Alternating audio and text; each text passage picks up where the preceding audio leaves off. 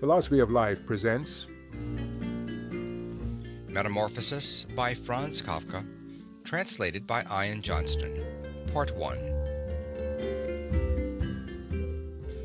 One morning, as Gregor Samsa was waking up from anxious dreams, he discovered that in bed he had been changed into a monstrous, verminous bug. He lay on his armor-hard back and saw, as he lifted his head up a little, his brown arched abdomen divided up into rigid bow-like sections. From this height, the blanket, just about ready to slide off completely, could hardly stay in place. His numerous legs, pitifully thin in comparison to the rest of his circumference, flickered helplessly before his eyes. "What's happened to me?" he thought. It was no dream. His room, a proper room for a human being, only somewhat too small, lay quietly between the four well-known walls. Above the table, on which an unpacked collection of sample cloth goods was spread out, Samsa was a traveling salesman, hung the picture which he had cut out of an illustrated magazine a little while ago and set in a pretty gilt frame. It was a picture of a woman with a fur hat and a fur boa. She sat erect there, lifting up in the direction of the viewer a solid fur muff into which her entire forearm had disappeared. Gregor's glance then turned to the window. The dreary weather, the raindrops were falling audibly down on the metal window ledge, made him quite melancholy. "Why don't I keep sleeping for a little while longer and forget all this foolishness?" he thought. But this was entirely impractical, for he was used to sleeping on his right side, and in his present state he couldn't get himself into this position. No matter how hard he threw himself onto his right side, he always rolled again onto his back.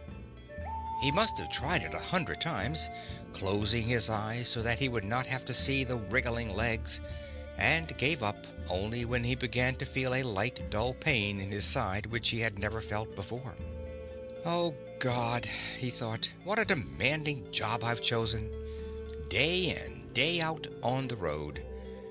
The stresses of selling are much greater than the work going on at head office, and in addition to that I have to cope with the problems of traveling, the worries about train connections, irregular bad food, temporary and constantly changing human relationships, which never come from the heart. To hell with it all." He felt a slight itching on the top of his abdomen. He slowly pushed himself on his back closer to the bedpost so that he could lift his head more easily, found the itchy part, which was entirely covered with small white spots. He did not know what to make of them and wanted to feel the place with his leg. But he retracted it immediately, for the contact felt like a cold shower all over him. He slid back again into his earlier position. "This getting up early," he thought, "makes a man quite idiotic. A man must have his sleep. Other traveling salesmen live like harem women. For instance, when I come back to the inn during the course of the morning to write up the necessary orders, these gentlemen are just sitting down to breakfast.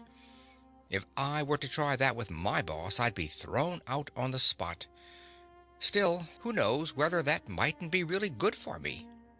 If I didn't hold back for my parents' sake, I'd have quit ages ago. I would have gone to the boss and told him just what I think from the bottom of my heart. He would have fallen right off his desk. How weird it is to sit up at that desk and talk down to the employee from way up there. The boss has trouble hearing, so the employee has to step up quite close to him. Anyway, I haven't completely given up that hope yet. Once I've gotten together the money to pay off my parents' debt to him, that should take another 5 or 6 years, I'll do it for sure. Then I'll make the big break. In any case, right now, I have to get up. My train leaves at 5 o'clock.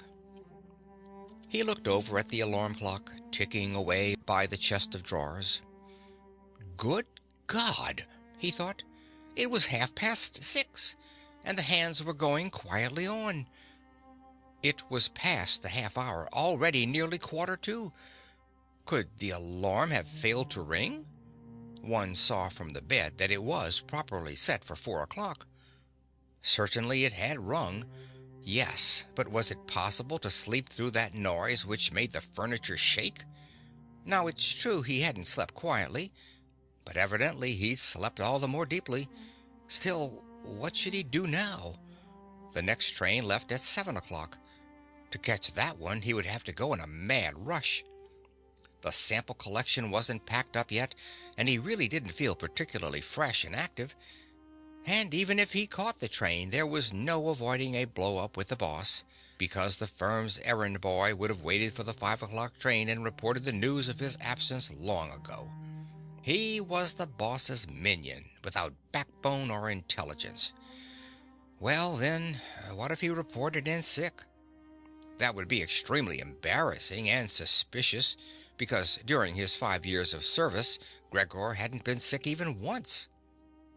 The boss would certainly come with the doctor from the health insurance company and would reproach his parents for their lazy son and cut short all objections with the insurance doctor's comments.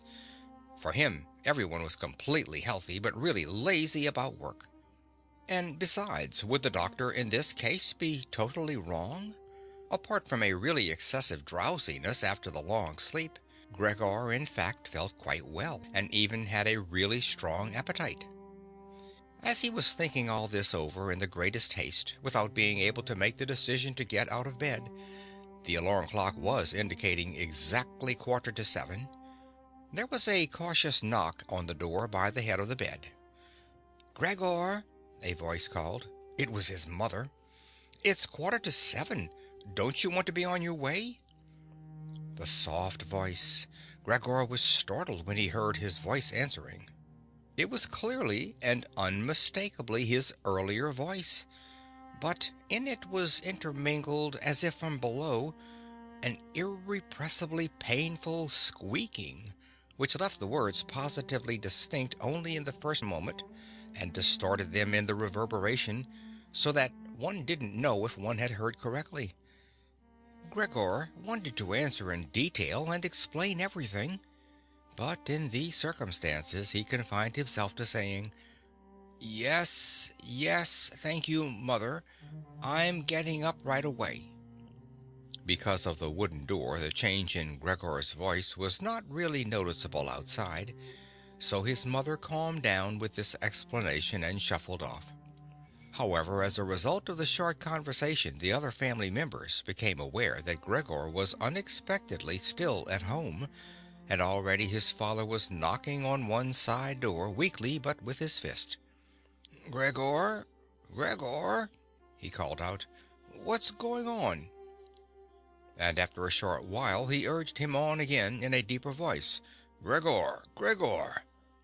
At the other side door, however, his sister knocked lightly. "Gregor, are you all right? Do you need anything?" Gregor directed answers in both directions. "I'll be ready right away." He made an effort with the most careful articulation, and by inserting long pauses between the individual words, to remove everything remarkable from his voice. His father turned back to his breakfast. However, the sister whispered, "Gregor, open the door, I beg you." Gregor had no intention of opening the door, but congratulated himself on his precaution acquired from traveling, of locking all doors during the night, even at home. First, he wanted to stand up quietly and undisturbed, get dressed, above all have breakfast, and only then consider further action, for, he noticed this clearly, by thinking things over in bed he would not reach a reasonable conclusion. He remembered that he had already often felt a light pain or other in bed, perhaps the result of an awkward lying position, which later turned out to be purely imaginary when he stood up, and he was eager to see how his present fantasies would gradually dissipate. That the change in his voice was nothing other than the onset of a real chill, an occupational illness of commercial travelers, of that he had not the slightest doubt. It was very easy to throw aside the blanket. He needed only to push himself up a little and it fell by itself. But to continue was difficult, particularly because he was so unusually wide. He needed arms and hands to push himself upright.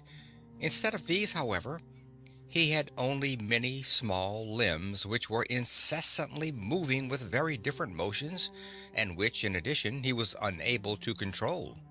If he wanted to bend one of them, then it was the first to extend itself. And if he finally succeeded doing what he wanted with that limb, in the meantime all the others, as if left free, moved around in an excessively painful agitation. But I must not stay in bed uselessly, said Gregor to himself. At first he wanted to get out of bed with the lower part of his body, but this lower part, which by the way he had not yet looked at and which he couldn't picture clearly, proved itself too difficult to move. The attempt went so slowly.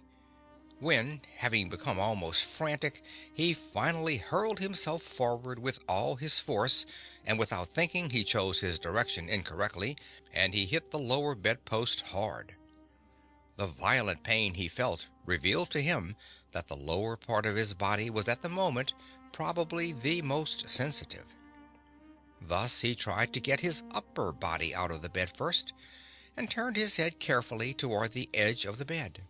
He managed to do this easily, and in spite of its width and weight of his body mass, at last slowly followed the turning of his head. But as he finally raised his head outside the bed in the open air, he became anxious about moving forward any further in this manner, for if he allowed himself eventually to fall by this process, it would take a miracle to prevent his head from getting injured.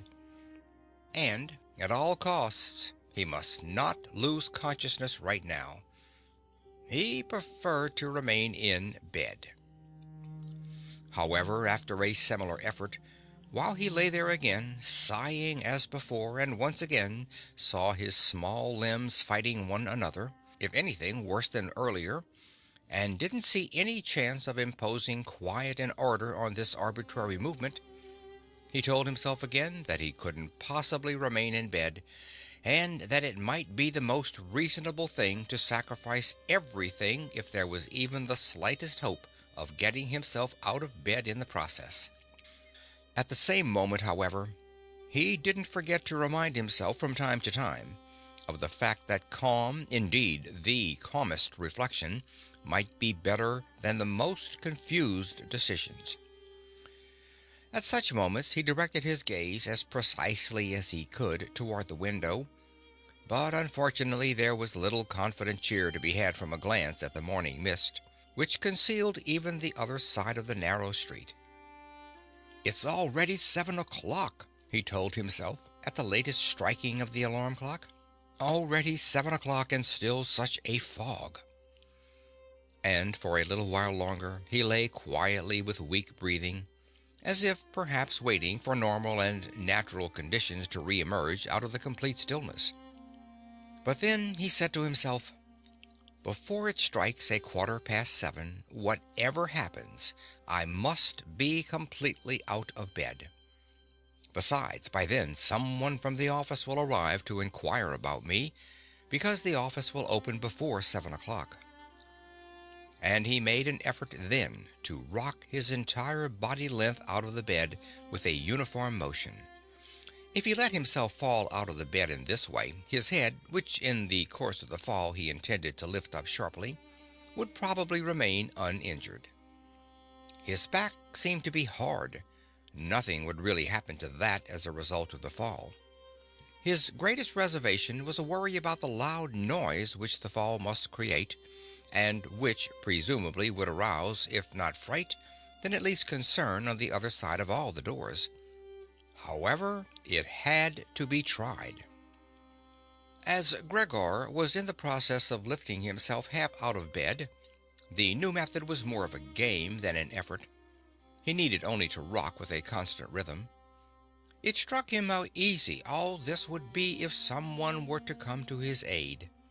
Two strong people, he thought of his father and the servant girl, would have been quite sufficient. They would have only had to push their arms under his arched back to get him out of the bed, to bend down with their load, and then merely to exercise patience and care that he completed the flip onto the floor, where his diminutive legs would then, he hoped, acquire a purpose. Now, quite apart from the fact that the doors were locked, should he really call out for help? In spite of all his distress, he was unable to suppress a smile at this idea.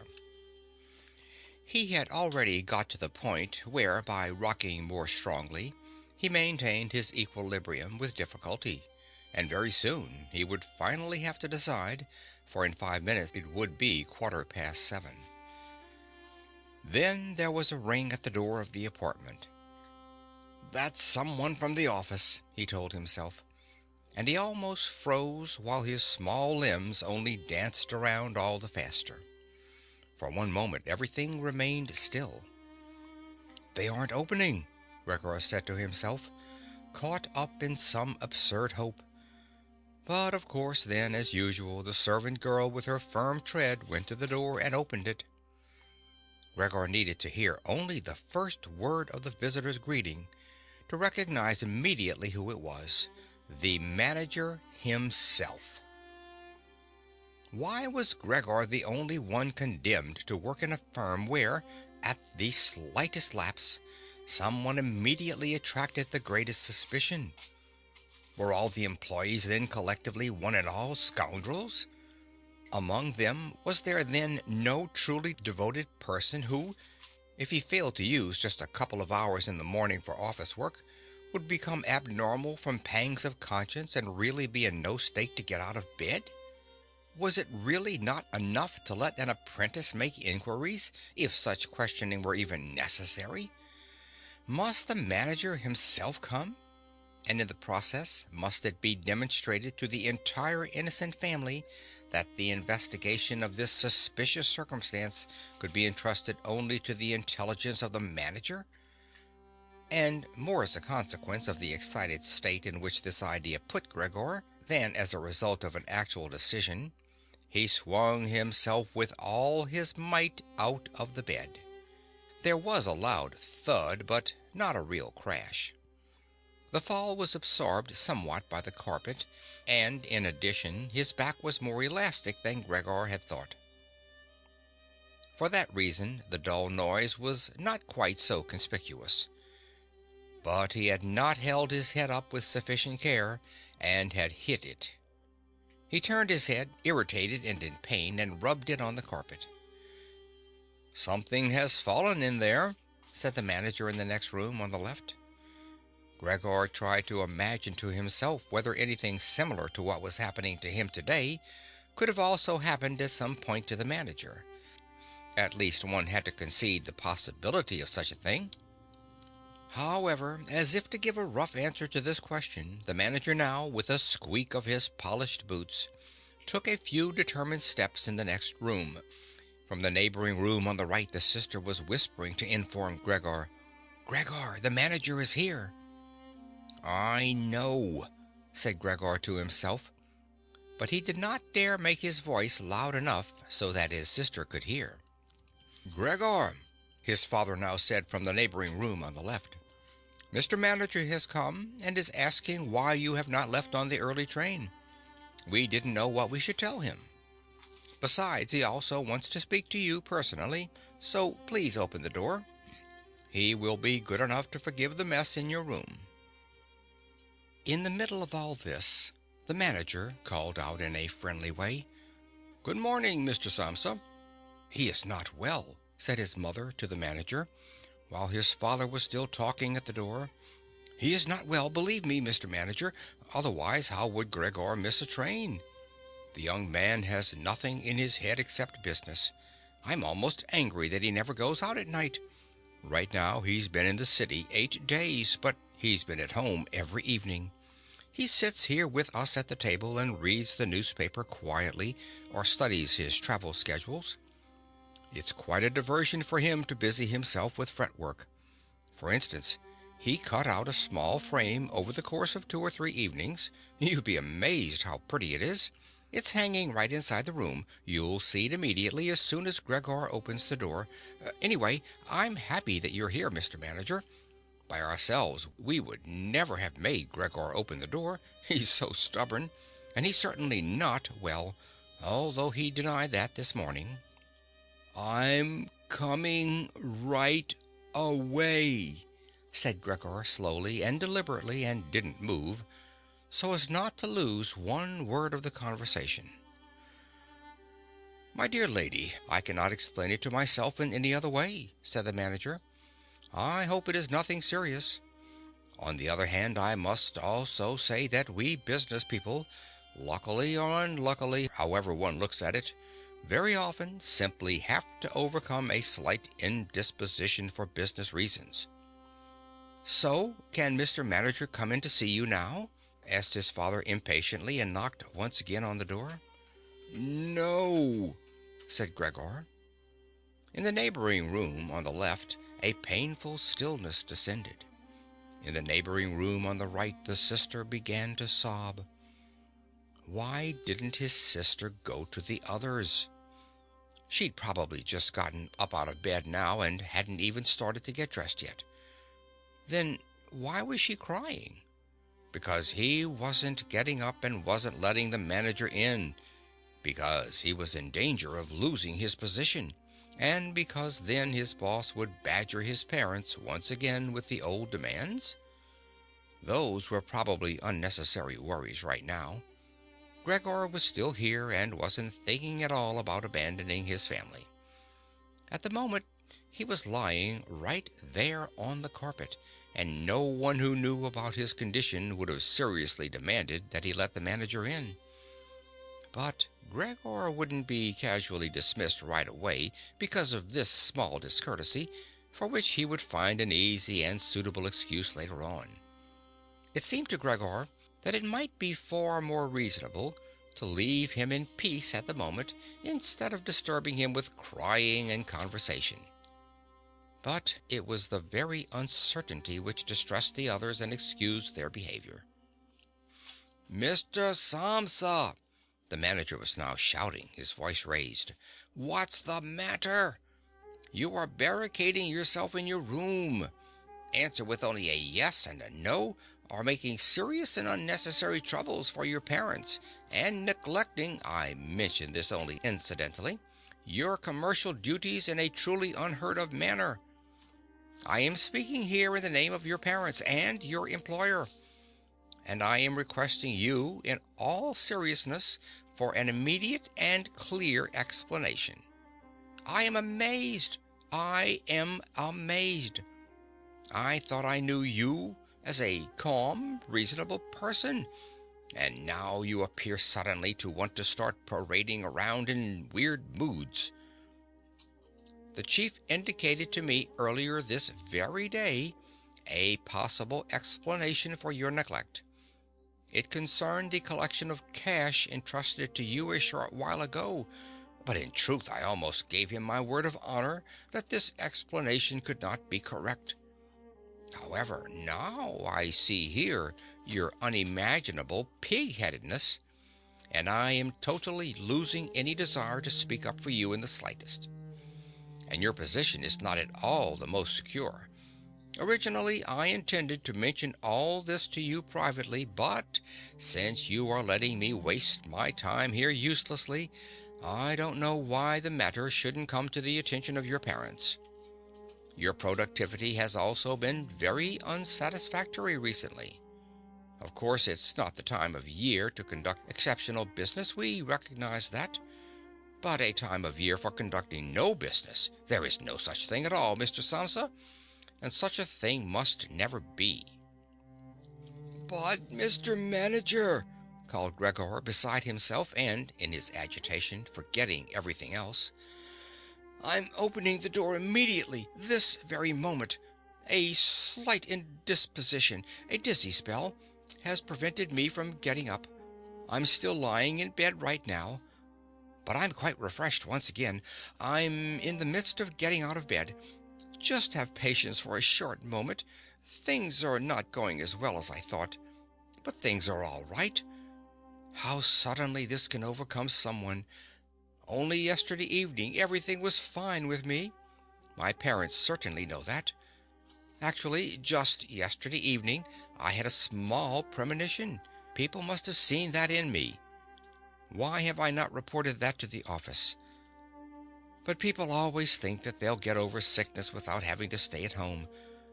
Mr. Manager, take it easy on my parents. There is really no basis for the criticisms which you are now making against me, and really nobody has said a word to me about that.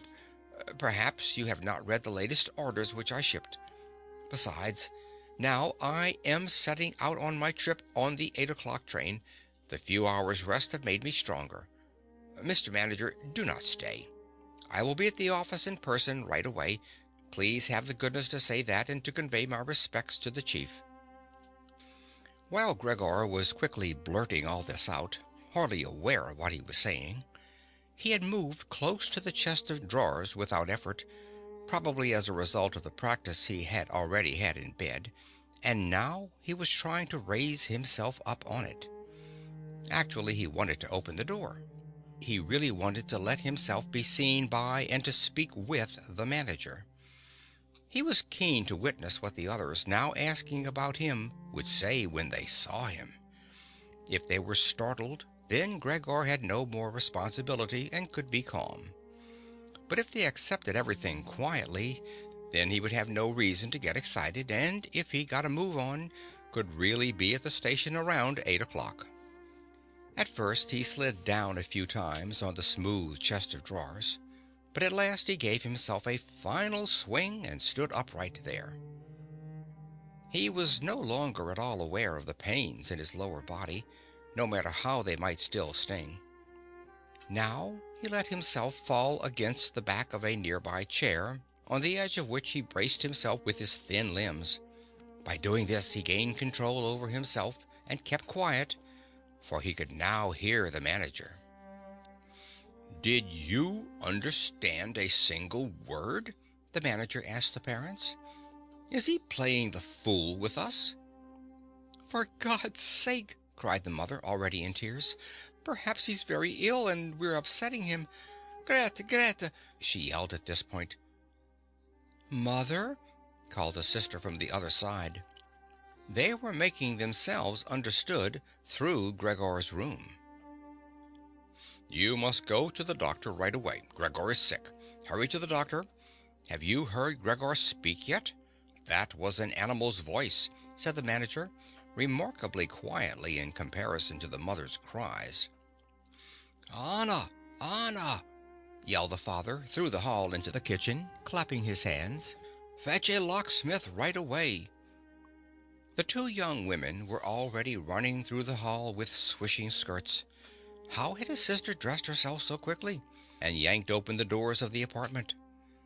One couldn't hear the doors closing at all. They probably had left them open, as is customary in an apartment where a huge misfortune has taken place. However, Gregor had become much calmer. All right, people did not understand his words any more, although they seemed clear enough to him. Clearer than previously, perhaps because his ears had gotten used to them. But at least people now thought that things were not all right with him and were prepared to help him. The confidence and assurance with which the first arrangements had been carried out made him feel good. He felt himself included again in the circle of humanity, and was expecting from both the doctor and the locksmith, without differentiating between them with any real precision, splendid and surprising results. In order to get as clear a voice as possible for the critical conversation which was imminent, he coughed a little, and certainly took the trouble to do this in a really subdued way, since it was possible that even this noise sounded like something different from a human cough. He no longer trusted himself to decide any more. Meanwhile, in the next room, it had become really quiet. Perhaps his parents were sitting with the manager at the table whispering. Perhaps they were all leaning against the door, listening. Gregor pushed himself slowly towards the door with the help of the easy chair, let go of it there, threw himself against the door, held himself upright against it. The balls of his tiny limbs had little sticky stuff on them, and rested there momentarily from his exertion. Then he made an effort to turn the key in the lock with his mouth. Unfortunately, it seemed that he had no real teeth. How then was he to grab hold of the key? But to make up for that, his jaws were naturally very strong. With their help, he managed to get the key really moving. He didn't notice that he was obviously inflicting some damage on himself, for a brown fluid came out of his mouth, flowed over the key, and dripped onto the floor. "Just listen for a moment," said the manager in the next room. "He's turning the key." For Gregor, that was a great encouragement, but they all shouldn't have called out to him, including his father and mother, "Come on, Gregor." They shouldn't have shouted, "Keep going, keep working on the lock." Imagining that all his efforts were being followed with suspense, he bit down frantically on the key with all the force he could muster. As the key turned more, he danced around the lock. Now he was holding himself upright only with his mouth, and he had to hang onto the key or then press it down again with the whole weight of his body as necessary. The quite distinct click of the lock as it finally snapped really woke Gregor up. Breathing heavily, he said to himself, "So, I didn't need the locksmith." And he set his head against the door handle to open the door completely. Because he had to open the door in this way, it was already open very wide without him yet being really visible. He first had to turn himself slowly around the edge of the door, very carefully, of course, if he didn't want to fall awkwardly on his back right at the entrance into the room. He was still preoccupied with this difficult movement and had no time to pay attention to anything else when he heard the manager exclaim a loud, "Oh!" It sounded like the wind whistling, and now he saw him, nearest to the door, pressing his hand against his open mouth and moving slowly back, as if an invisible constant force was pushing him away. His mother, in spite of the presence of the manager, she was standing here with her hair sticking up on end, still a mess from the night, was looking at his father with her hands clasped. She then went 2 steps towards Gregor and collapsed right in the middle of her skirts, which were spread out all around her, her face sunk on her breast, completely concealed. His father clenched his fist with a hostile expression, as if he wished to push Gregor back into his room, then looked uncertainly around the living room, covered his eyes with his hands, and cried so that his mighty breast shook. At this point, Gregor did not take 1 step into the room, but leaned his body from the inside against the firmly bolted wing of the door, so that only half his body was visible, as well as his head, tilted sideways, with which he peeped over at the others. Meanwhile, it had become much brighter. Standing out clearly from the other side of the street was a part of the endless gray-black house situated opposite. It was a hospital, with its severe regular windows breaking up the facade. The rain was still coming down, but only in large individual drops, visibly and firmly thrown down one by one onto the ground. The breakfast dishes were standing piled around on the table, because for his father breakfast was the most important meal time in the day, which he prolonged for hours by reading various newspapers. Directly across, on the opposite wall, hung a photograph of Gregor from the time of his military service. It was a picture of him as a lieutenant, as he, smiling and worry-free, with his hand on his sword, demanded respect for his bearing and uniform. The door to the hall was ajar, and since the door to the apartment was also open, one could see out into the landing of the apartment and the start of the staircase going down. "Now," said Gregor, well aware that he was the only one who had kept his composure. "I'll get dressed right away, pack up the collection of samples, and set off. You'll allow me to set out on my way, will you not? You see, Mr. Manager, I am not pig-headed, and I am happy to work. Traveling is exhausting, but I couldn't live without it." "Where are you going, Mr. Manager? To the office? Really? Will you report everything truthfully? A person can be incapable of work momentarily, but that's precisely the best time to remember the earlier achievements, and to consider that later, after the obstacles have been shoved aside, the person will work all the more eagerly and intensely. I am really so indebted to Mr. Chief. You know that perfectly well. On the other hand, I am concerned about my parents and my sister. I'm in a fix, but I'll work myself out of it again. Don't make things more difficult for me than they already are. Speak up on my behalf in the office. People don't like traveling salesmen. I know that. People think they earn pots of money and thus lead a fine life. People don't even have any special reason to think through this judgment more clearly. But you, Mr. Manager, you have a better perspective on what's involved than other people, even, I tell you in total confidence, a better perspective than Mr. Chairman himself, who, in his capacity as the employer, may let his judgment make casual mistakes at the expense of an employee.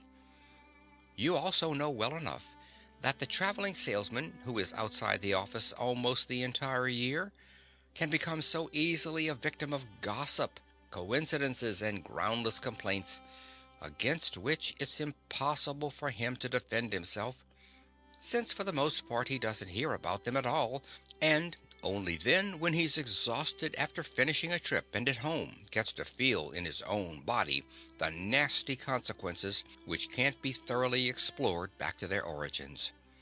Mr. Manager, don't leave without speaking a word, telling me that you'll at least concede that I'm a little in the right. But at Gregor's first words, the manager had already turned away, and now he looked back at Gregor over his twitching shoulders with pursed lips. During Gregor's speech, he was not still for a moment, but kept moving away towards the door, without taking his eyes off Gregor, but really gradually, as if there was a secret ban on leaving the room. He was already in the hall, and given the sudden movement with which he finally pulled his foot out of the living room, one could have believed that he had just burned the sole of his foot. In the hall, however, he stretched his right hand out away from his body toward the staircase, as if some truly supernatural relief was waiting for him there. Gregor realized that he must not under any circumstances allow the manager to go away in this frame of mind, especially if his position in the firm was not to be placed in the greatest danger. His parents did not understand all this very well. Over the long years, they had developed the conviction that Gregor was set up for life in his firm, and, in addition, they had so much to do nowadays with their present troubles that all foresight was foreign to them. But Gregor had this foresight. The manager must be held back, calmed down, convinced, and finally won over. The future of Gregor and his family really depended on it. If only the sister had been there. She was clever. She had already cried while Gregor was still lying quietly on his back, and the manager, this friend of the ladies, would certainly let himself be guided by her. She would have closed the door to the apartment and talked him out of his fright in the hall, but the sister was not even there. Gregor must deal with it himself. Without thinking that as yet he didn't know anything about his present ability to move, and that his speech possibly, indeed probably, had once again not been understood, he left the wing of the door, pushed himself through the opening, and wanted to go over to the manager, who was already holding tight onto the handrail with both hands on the landing in a ridiculous way. But as he looked for something to hold on to, with a small scream, Gregor immediately fell down onto his numerous little legs. Scarcely had this happened when he felt for the first time that morning a general physical well-being. The small limbs had firm floor under them. They obeyed perfectly, as he noticed to his joy, and strove to carry him forward in the direction he wanted. Right away he believed that the final amelioration of all his suffering was immediately at hand. But at the very moment when he lay on the floor, rocking in a restrained manner quite close and directly across from his mother, who had apparently totally sunk into herself, she suddenly sprang right up with her arms spread far apart and her fingers extended and cried out, "Help! For God's sake, help!" She held her head bowed down as if she wanted to view Gregor better, but ran senselessly back, contradicting that gesture, forgetting that behind her stood the table with all the dishes on it. When she reached the table, she sat down heavily on it, as if absent-mindedly, and did not appear to notice at all that next to her coffee was pouring out onto the carpet in a full stream from the large overturned container. "Mother, mother," said Gregor quietly, and looked over towards her. The manager, momentarily, had disappeared completely from his mind. At the sight of the flowing coffee, Gregor couldn't stop himself snapping his jaws in the air a few times. At that, his mother screamed all over again, hurried from the table, and collapsed into the arms of his father, who was rushing towards her. But Gregor had no time right now for his parents. The manager was already on the staircase. His chin level with the banister, the manager looked back for the last time. Gregor took an initial movement to catch up to him if possible, but the manager must have suspected something, because he made a leap down over a few stairs and disappeared, still shouting, "Huh!" The sound echoed throughout the entire stairwell. Now, unfortunately, this flight of the manager also seemed to bewilder his father completely. Earlier he had been relatively calm, for instead of running after the manager himself, or at least not hindering Gregor from his pursuit, with his right hand he grabbed hold of the manager's cane, which he had left behind with his hat and overcoat on a chair. With his left hand his father picked up a large newspaper from the table, and, stamping his feet on the floor, he set out to drive Gregor back into his room by waving the cane and the newspaper. No request of Gregor's was of any use. No request would even be understood. No matter how willing he was to turn his head respectfully, his father just stomped all the harder with his feet. Across the room from him, his mother had pulled open a window, in spite of the cool weather, and leaning out with her hands on her cheeks, she pushed her face far outside the window. Between the alley and the stairwell a strong draft came up. The curtains on the window flew around, the newspapers on the table swished, and individual sheets fluttered down over the floor.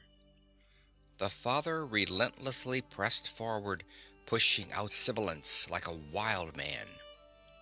Now, Gregor had no practice at all in going backwards. It was really very slow going. If Gregor only had been allowed to turn himself around, he would have been in his room right away, but he was afraid to make his father impatient by the time-consuming process of turning around, and each moment he faced the threat of a mortal blow on his back or his head from the cane in his father's hand. Finally, Gregor had no other option, for he noticed with horror that he did not understand yet how to maintain his direction going backwards, and so he began, amid constantly anxious sideways glances in his father's direction, to turn himself around as quickly as possible, although in truth this was only done very slowly. Perhaps his father noticed his good intentions, for he did not disrupt Gregor in this motion, but with the tip of the cane from a distance he even directed Gregor's rotating movement here and there. If only his father had not hissed so unbearably! Because of that, Gregor totally lost his head. He was already almost totally turned around when, always with this hissing in his ear, He just made a mistake and turned himself back a little. But when he finally was successful in getting his head in front of the door opening, it became clear that his body was too wide to go through any further. Naturally, his father, in his present mental state, had no idea of opening the other wing of the door a bit to create a suitable passage for Gregor to get through. His single fixed thought was that Gregor must get into his room as quickly as possible. He would never have allowed the elaborate preparations that Gregor required to orient himself, and thus perhaps get through the door. On the contrary, as if there were no obstacle, and with a peculiar noise, he now drove Gregor forwards. Behind Gregor, the sound at this point was no longer like the voice of only a single father. Now it was really no longer a joke, and Gregor forced himself, come what might, into the door. One side of his body was lifted up. He lay at an angle in the door opening. His one flank was sore with the scraping. On the white door, ugly blotches were left. Soon he was stuck fast and would not have been able to move any more on his own. The tiny legs on one side hung twitching in the air above, and the ones on the other side were pushed painfully into the floor. Then his father gave him one really strong, liberating push from behind, and he scurried, bleeding severely, far into the interior of his room. The door was slammed shut with a cane, and finally it was quiet. End of Part 1. Part 2 of Metamorphosis by Franz Kafka. Gregor first woke up from his heavy swoon-like sleep in the evening twilight. He would certainly have woken up soon afterwards without any disturbance, for he felt himself sufficiently rested and wide awake, although it appeared to him as if a hurried step and a cautious closing of the door to the hall had aroused him. Light from the electric street lamps lay pale here and there on the ceiling and on the higher parts of the furniture, but underneath, around Gregor, it was dark. He pushed himself slowly toward the door, still groping awkwardly with his feelers, which he now learned to value for the first time, to check what was happening there. His left side seemed one single long, unpleasantly stretched scar, and he really had to hobble on his 2 rows of legs. In addition, one small leg had been seriously wounded in the course of the morning incident. It was almost a miracle that only one had been hurt, and dragged lifelessly behind. By the door, he first noticed what had really lured him there. It was the smell of something to eat. A bowl stood there, filled with sweetened milk, in which swam tiny pieces of white bread. He almost laughed with joy, for he now had a much greater hunger than in the morning, and he immediately dipped his head almost up to and over his eyes down into the milk. But he soon drew it back again in disappointment, not just because it was difficult for him to eat on account of his delicate left side. He could eat only if his entire panting body worked in a coordinated way, but also because the milk, which otherwise was his favorite drink, and which his sister had certainly placed there for that reason, did not appeal to him at all. He turned away from the bowl almost with aversion and crept back into the middle of the room. In the living room, as Gregor saw through the crack in the door, the gas was lit, but where on other occasions at this time of day his father was accustomed to read the afternoon newspaper in a loud voice to his mother and sometimes also to his sister, at the moment no sound was audible. Now, perhaps this reading aloud, about which his sister had always spoken and written to him, had recently fallen out of their general routine. But it was so still all around, in spite of the fact that the apartment was certainly not empty. "What a quiet life the family leads," said Gregor to himself, and as he stared fixedly out in front of him into the darkness, he felt a great pride that he had been able to provide such a life in a beautiful apartment like this for his parents and his sister. But how would things go if now all tranquility, all prosperity, all contentment should come to a horrible end? In order not to lose himself in such thoughts, Gregor preferred to set himself moving, so he moved up and down in his room. Once, during the long evening, one side door and then the other door was opened just a tiny crack and quickly closed again. Someone, presumably, needed to come in, but had then thought better of it. Gregor immediately took up a position by the living room door, determined to bring in the hesitant visitor somehow or other, or at least to find out who it might be. But now the door was not opened any more, and Gregor waited in vain. Earlier, when the door had been barred, they had all wanted to come in to him.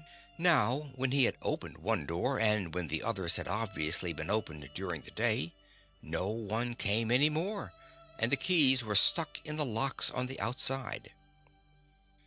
The light in the living room was turned off only late at night, and now it was easy to establish that his parents and his sister had stayed awake all this time, for one could hear clearly as all three moved away on tiptoe. Now it was certain that no one would come into Gregor any more until the morning. Thus he had a long time to think undisturbed about how he should reorganize his life from scratch. But the high, open room in which he was compelled to lie flat on the floor made him anxious, without his being able to figure out the reason, for he had lived in the room for 5 years. With a half-conscious turn, and not without a slight shame, he scurried under the couch, where, in spite of the fact that his back was a little cramped and he could no longer lift up his head, he felt very comfortable and was sorry only that his body was too wide to fit completely under it. There he remained the entire night, which he spent partly in a state of semi-sleep, out of which his hunger constantly woke him with a start, but partly in a state of worry and murky hopes, which all led to the conclusion that, for the time being, he would have to keep calm and with patience and the greatest consideration for his family tolerate the troubles which, in his present condition, he was now forced to cause them.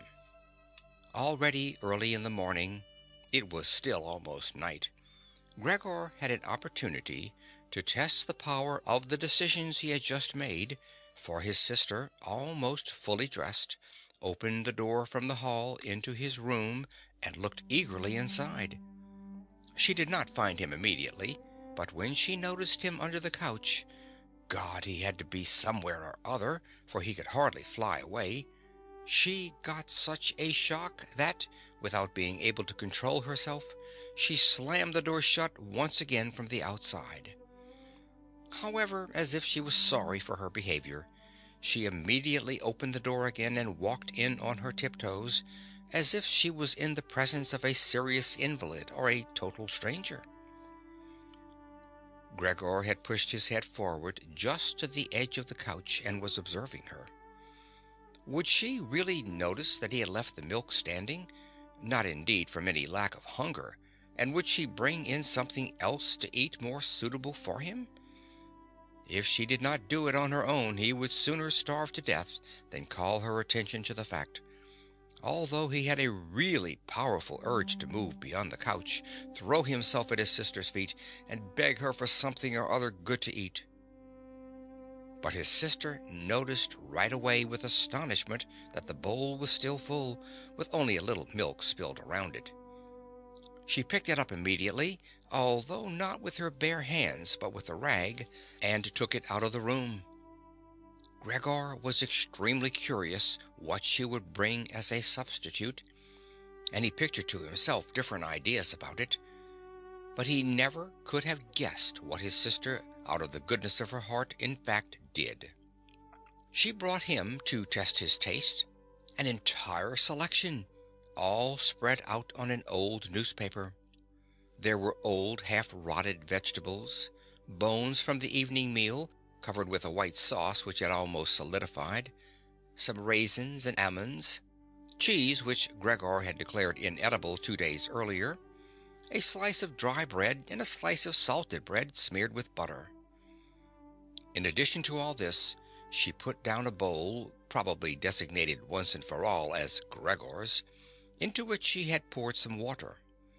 And out of her delicacy of feeling, since she knew that Gregor would not eat in front of her, she went away very quickly, and even turned the key in the lock, so that Gregor would now observe that he could make himself as comfortable as he wished.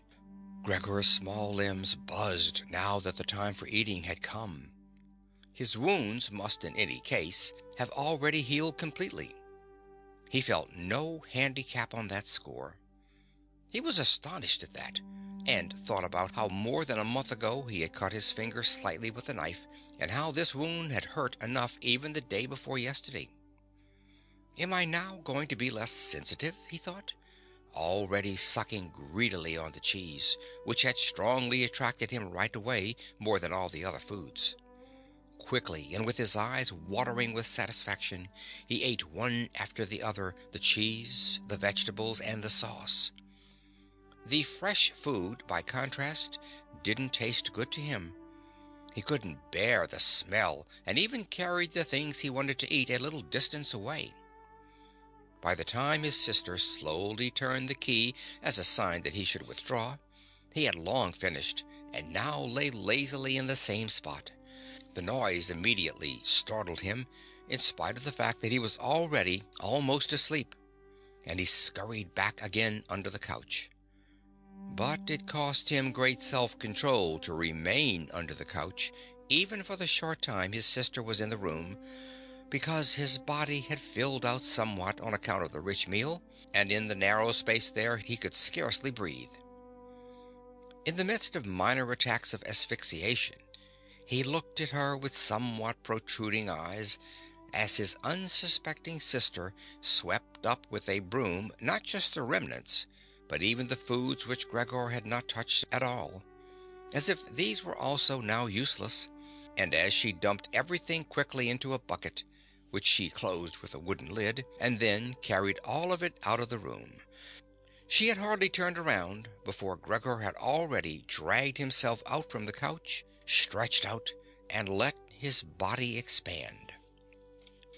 In this way Gregor got his food every day, once in the morning when his parents and the servant girl were still asleep, and a second time after the common noon meal, for his parents were, as before, asleep then for a little while, and the servant girl was sent off by his sister on some errand or other. They certainly would not have wanted Gregor to starve to death, but perhaps they could not have endured finding out what he ate other than by hearsay. Perhaps his sister wanted to spare them what was possibly only a small grief, for they were really suffering quite enough already. What sorts of excuses people had used on that first morning to get the doctor and the locksmith out of the house, Gregor was completely unable to ascertain. Since they could not understand him, no one, not even his sister, thought that he might be able to understand others, and thus, when his sister was in her room, he had to be content with listening now and then to her sighs and invocations to the saints. Only later, when she had grown somewhat accustomed to everything, naturally there could never be any talk of her growing completely accustomed to it, Gregor sometimes caught a comment which was intended to be friendly, or could be interpreted as such. Well, today it tasted good to him, she said, if Gregor had really cleaned up what he had to eat. Whereas in the reverse situation, which gradually repeated itself more and more frequently, she used to say sadly, now everything has stopped again. But while Gregor could get no new information directly, he did hear a good deal from the room next door, and as soon as he heard voices, he scurried right away to the appropriate door and pressed his entire body against it. In the early days especially, there was no conversation which was not concerned with him in some way or other, even if only in secret. For 2 days, at all meal times, discussions on that subject could be heard on how people should now behave, but they also talked about the same subject in the times between meals, for there were always at least two family members at home, since no one really wanted to remain in the house alone, and people could not under any circumstances leave the apartment completely empty.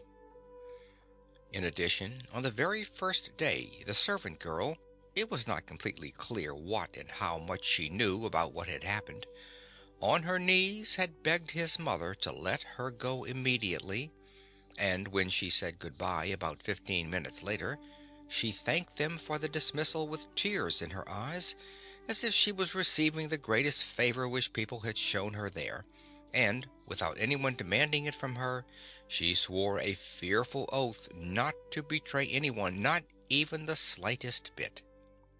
Now his sister had to team up with his mother to do the cooking, although that didn't create much trouble, because people were eating almost nothing. Again and again Gregor listened as one of them vainly invited another one to eat, and received no answer other than, "Thank you, I've had enough," or something like that. And perhaps they had stopped having anything to drink, too. His sister often asked his father whether he wanted to have a beer, and gladly offered to fetch it herself, and when his father was silent, she said, in order to remove any reservations he might have, that she could send the caretaker's wife to get it. But then his father finally said a resounding "no," and nothing more would be spoken about it. Already, during the first day, his father laid out all the financial circumstances and prospects to his mother and to his sister as well. From time to time he stood up from the table and pulled out of the small lock-box salvaged from his business, which had collapsed 5 years previously, some document or other or some notebook. The sound was audible as he opened up the complicated lock and, after removing what he was looking for, locked it up again. These explanations by his father were, in part, the first enjoyable thing that Gregor had the chance to listen to since his imprisonment. He had thought that nothing at all was left over for his father from that business. At least his father had told him nothing to contradict that view, and Gregor in any case hadn't asked him about it. At the time, Gregor's only concern had been to use everything he had in order to allow his family to forget as quickly as possible the business misfortune which had brought them all into a state of complete hopelessness. And so at that point he'd started to work with a special intensity, and from an assistant had become almost overnight a traveling salesman, who naturally had entirely different possibilities for earning money, and whose successes at work were converted immediately into the form of cash commissions, which could be set out on the table at home in front of his astonished and delighted family. Those had been beautiful days, and they had never come back afterwards, at least not with the same splendor, in spite of the fact that Gregor later earned so much money that he was in a position to bear the expenses of the entire family, costs which he, in fact, did bear. They had become quite accustomed to it, both the family and Gregor as well. They took the money with thanks, and he happily surrendered it, but the special warmth was no longer present. Only the sister had remained still close to Gregor, and it was his secret plan to send her next year to the conservatory, regardless of the great expense which that necessarily involved, and which would be made up in other ways. In contrast to Gregor, she loved music very much, and knew how to play the violin charmingly. Now and then during Gregor's short stays in the city, the conservatory was mentioned in conversations with his sister, but always only as a beautiful dream, whose realization was unimaginable, and their parents never listened to these innocent expectations with pleasure. But Gregor thought about them with scrupulous consideration, and intended to explain the matter ceremoniously on Christmas Eve. In his present situation, such futile ideas went through his head, while he pushed himself right up against the door and listened. Sometimes, in his general exhaustion, he couldn't listen any more, and let his head bang listlessly against the door, but he immediately pulled himself together, for even the small sound which he made by this motion was heard nearby and silenced everyone. "There he goes on again," said his father after a while, clearly turning towards the door, and only then would the interrupted conversation gradually be resumed again. Gregor found out clearly enough, for his father tended to repeat himself often in his explanations, partly because he had not personally concerned himself with these matters for so long now, and partly also because his mother did not understand everything right away the first time, that, in spite all bad luck, a fortune, although a very small one, was available from the old times, which the interest, which had not been touched, had in the intervening time gradually allowed to increase a little. Furthermore, in addition to this, the money which Gregor had brought home every month (he had kept only a few florins for himself) had not been completely spent, and had grown into a small capital amount. Gregor, behind his door, nodded eagerly, rejoicing over this unanticipated foresight and frugality. True, with this excess money he could have paid off more of his father's debt to his employer, and the day on which he could be rid of this position would have been a lot closer, but now things were doubtless better the way his father had arranged them. At the moment, however, this money was not nearly sufficient to permit the family to live on the interest payments. Perhaps it would be enough to maintain the family for 1 or at most 2 years, that's all. Thus it only added up to an amount which one should not really draw upon, and which must be set aside for an emergency. But the money to live on had to be earned. Now, although his father was old, he was a healthy man, who had not worked at all for 5 years, and thus could not be counted on very much. He had in these 5 years, the first holidays of his trouble-filled but unsuccessful life, put on a good deal of fat, and thus had become really heavy. And should his old mother now perhaps work for money? A woman who suffered from asthma, for whom wandering through the apartment even now was a great strain, and who spent every second day on the sofa by the open window laboring for breath? Should his sister earn money? A girl who was still a 17-year-old child, whose earlier lifestyle had been so very delightful that it had consisted of dressing herself nicely, sleeping late, helping around the house, taking part in a few modest enjoyments, and above all playing the violin? When it came to talking about this need to earn money, at first Gregor went away from the door and threw himself on the cool leather sofa beside the door, for he was quite hot from shame and sorrow. Often he lay there all night long. He didn't sleep a moment and just scratched on the leather for hours at a time. He undertook the very difficult task of shoving a chair over to the window. Then he crept up on the window sill and, braced in the chair, leaned against the window to look out, obviously with some memory or other of the satisfaction which that used to bring him in earlier times. Actually, from day to day he perceived things with less and less clarity, even those a short distance away. The hospital across the street, the all too frequent sight of which he had previously cursed, was not visible any more, and if he had not been precisely aware that he lived in the quiet but completely urban Charlotte Street, he would have believed that from his window he was peering out at a featureless wasteland in which the gray heaven and the gray earth had merged and were indistinguishable. His attentive sister must have observed a couple of times that the chair stood by the window. Then, after cleaning up the room, each time she pushed the chair back right against the window, and from now on she even left the inner casement open. If Gregor had only been able to speak to his sister and thank her for everything that she had to do for him, he would have tolerated her service more easily. As it was, he suffered under it. The sister admittedly sought to cover up the awkwardness of everything as much as possible, and as time went by, she naturally got more successful at it. But with the passing of time, Gregor also came to understand everything more precisely. Even her entrance was terrible for him.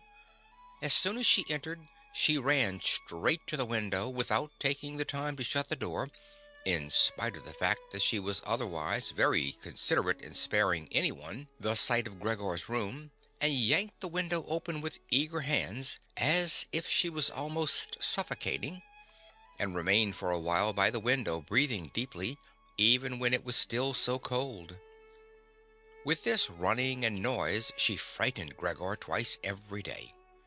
The entire time he trembled under the couch, and yet he knew very well that she would certainly have spared him gladly if it had only been possible to remain with the window closed in a room where Gregor lived.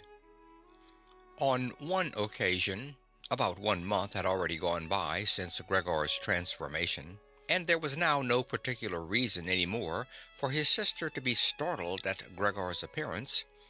She arrived a little earlier than usual, and came upon Gregor as he was still looking out the window, immobile and well positioned to frighten someone. It would not have come as a surprise to Gregor if she had not come in, since his position was preventing her from opening the window immediately, but she not only did not step inside, she even retreated and shut the door. A stranger really might have concluded from this that Gregor had been lying in wait for her and wanted to bite her. Of course, Gregor immediately concealed himself under the couch, but he had to wait until the noon meal before his sister returned, and she seemed much less calm than usual. From this he realized that his appearance was still constantly intolerable to her, and must remain intolerable in future, and that she really had to exert a lot of self-control not to run away from a glimpse of only the small part of his body which stuck out from under the couch. In order to spare her even this sight, one day he dragged the sheet on his back and onto the couch — this task took him 4 hours — and arranged it in such a way that he was now completely concealed, and his sister, even if she bent down, could not see him. If this sheet was not necessary as far as she was concerned, then she could remove it, for it was clear enough that Gregor could not derive any pleasure from isolating himself away so completely.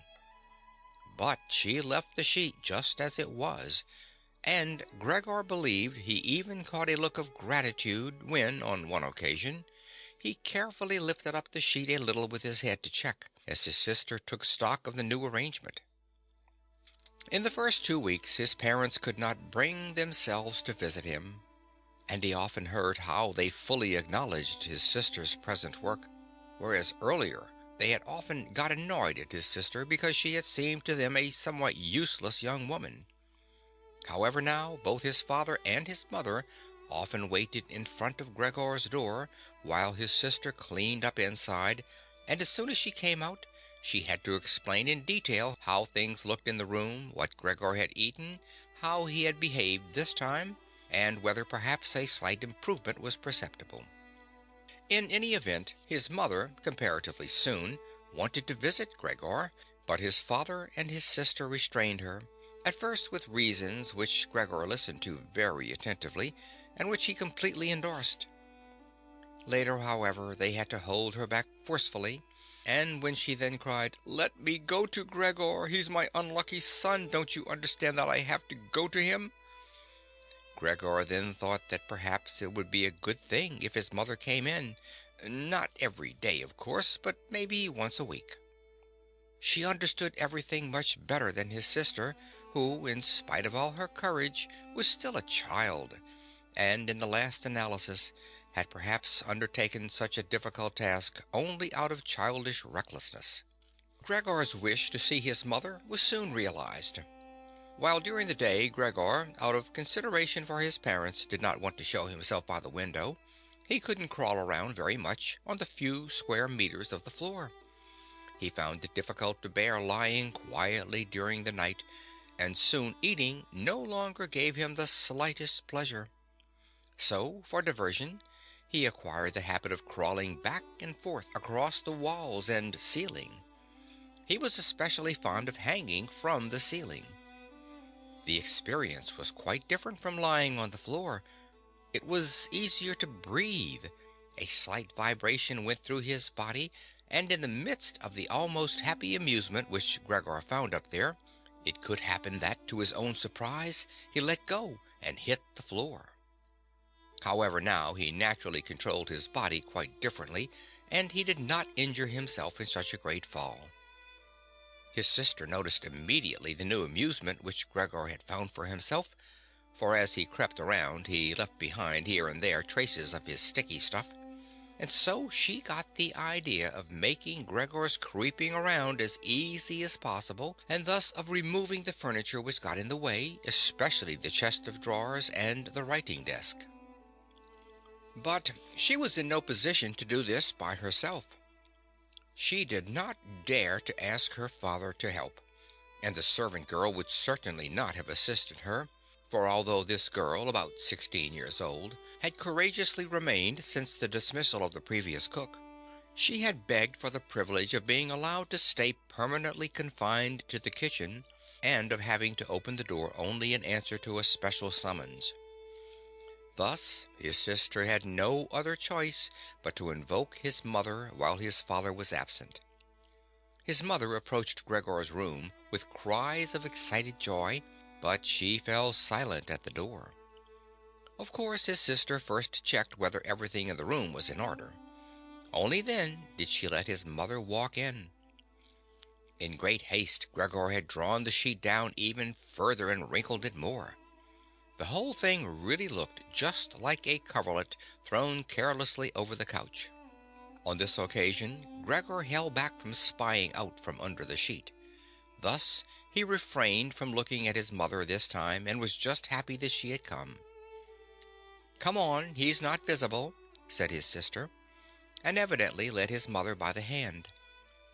Now Gregor listened as these two weak women shifted the still heavy old chest of drawers from its position, and as the sister constantly took on herself the greater part of the work without listening to the warnings of his mother, who was afraid that she would strain herself. The work lasted a long time. After about a quarter of an hour had already gone by, his mother said it would be better if they left the chest of drawers where it was, because, in the first place, it was too heavy.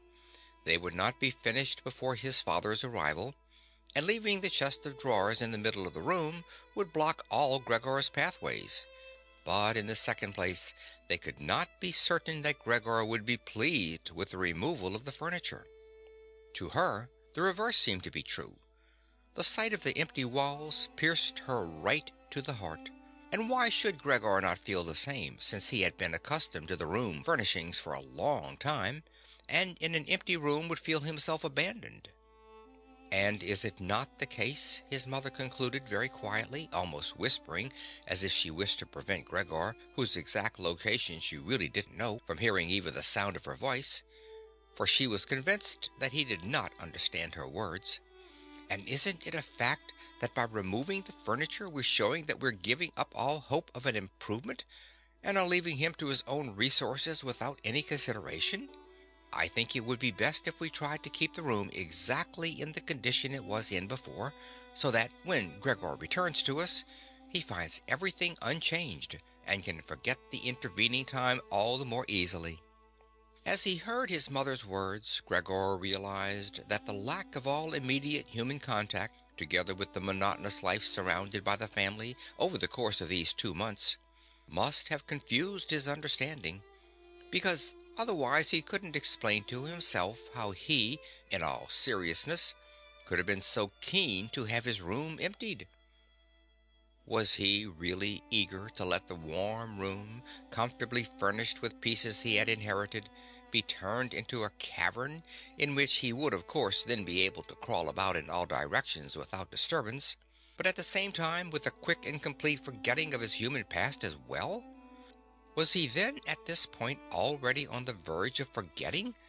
And was it only the voice of his mother, which he had not heard for a long time, that had aroused him? Nothing was to be removed. Everything must remain.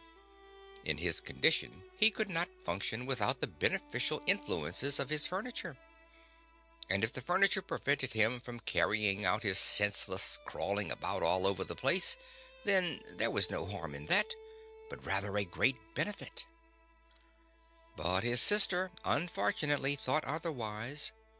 She had grown accustomed, certainly not without justification, so far as the discussion of matters concerning Gregor was concerned, to act as a special expert with respect to their parents, and so now the mother's advice was for his sister sufficient reason to insist on the removal not only of the chest of drawers and the writing desk, which were the only items she had thought about at first, but also of all the furniture, with the exception of the indispensable couch. Of course, it was not only childish defiance and her recent very unexpected and hard-won self-confidence which led her to this demand. She had also actually observed that Gregor needed a great deal of room to creep about. The furniture, on the other hand, as far as she could see, was not of the slightest use. But perhaps the enthusiastic sensibility of young women of her age also played a role. This feeling sought release at every opportunity, and with it, Greta now felt tempted to want to make Gregor's situation even more terrifying, so that then she would be able to do even more for him than now. For surely no one except Greta would ever trust themselves to enter a room in which Gregor ruled the empty walls all by himself.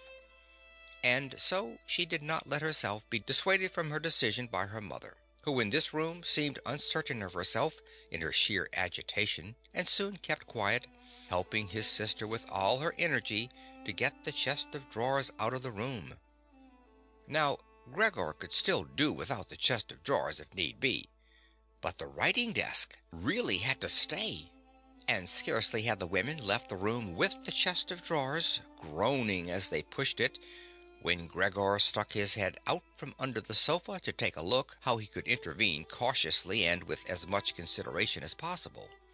But unfortunately, it was his mother who came back into the room first, while Greta had her arms wrapped around the chest of drawers in the next room and was rocking it back and forth by herself without moving it from its position. His mother was not used to the sight of Gregor. He could have made her ill, and so frightened, Gregor scurried backward right to the other end of the sofa, but he could no longer prevent the sheet from moving forward a little. That was enough to catch his mother's attention. She came to a halt, stood still for a moment, and then went back to Greta. Although Gregor kept repeating to himself over and over that really nothing unusual was going on, that only a few pieces of furniture were being rearranged, he soon had to admit to himself that the movements of the women to and fro, their quiet conversations, and the scratching of the furniture on the floor affected him like a great swollen commotion on all sides, and so firmly was he pulling in his head and legs and pressing his body into the floor, he had to tell himself unequivocally that he wouldn't be able to endure all this much longer. They were cleaning out his room, taking away from him everything he cherished. They had already dragged out the chest of drawers in which the fret saw and other tools were kept, and they were now loosening the writing desk which was fixed tight to the floor, the desk on which he, as a business student, a school student, indeed even as an elementary school student, had written out his assignments. At that moment he really didn't have any more time to check the good intentions of the two women, whose existence he had in any case almost forgotten, because in their exhaustion they were working really silently, and the heavy stumbling of their feet was the only sound to be heard. And so he scuttled out.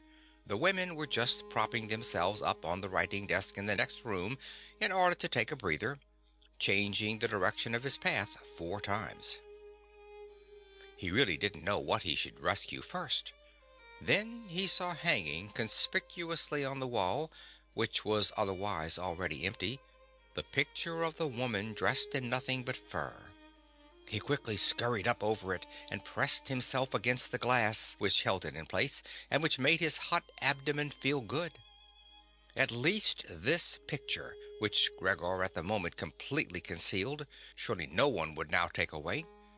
He twisted his head toward the door of the living room to observe the women as they came back in. They had not allowed themselves very much rest and were coming back right away. Greta had placed her arm around her mother and held her tightly. "So, what shall we take now?" said Greta, and looked around her. Then her glance met Gregor's from the wall. She kept her composure only because her mother was there.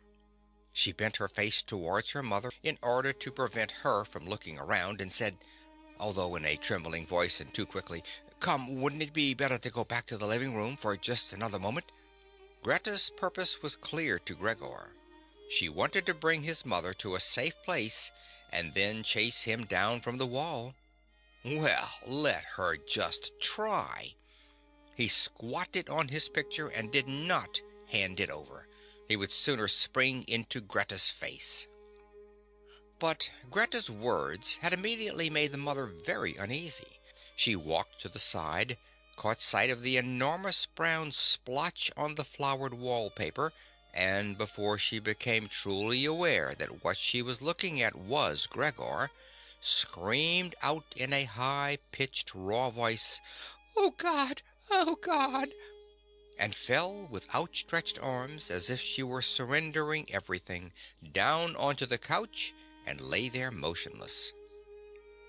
"Gregor, you—" cried out his sister with a raised fist and an urgent glare. Since his transformation, these were the first words which she had directed right at him. She ran into the room next door to bring some spirits or other with which she could revive her mother from her fainting spell. Gregor wanted to help as well. There was time enough to save the picture, but he was stuck fast on the glass and had to tear himself loose forcefully. Then he also scurried into the next room, as if he could give his sister some advice as in earlier times, but then he had to stand there idly behind her, while she rummaged about among various small bottles. Still, she was frightened when she turned around. A bottle fell onto the floor and shattered. A splinter of glass wounded Gregor in the face. Some corrosive medicine or other dripped over him. Now, without lingering any longer, Greta took as many small bottles as she could hold and ran with them into her mother. She slammed the door shut with her foot. Gregor was now shut off from his mother, who was perhaps near death, thanks to him.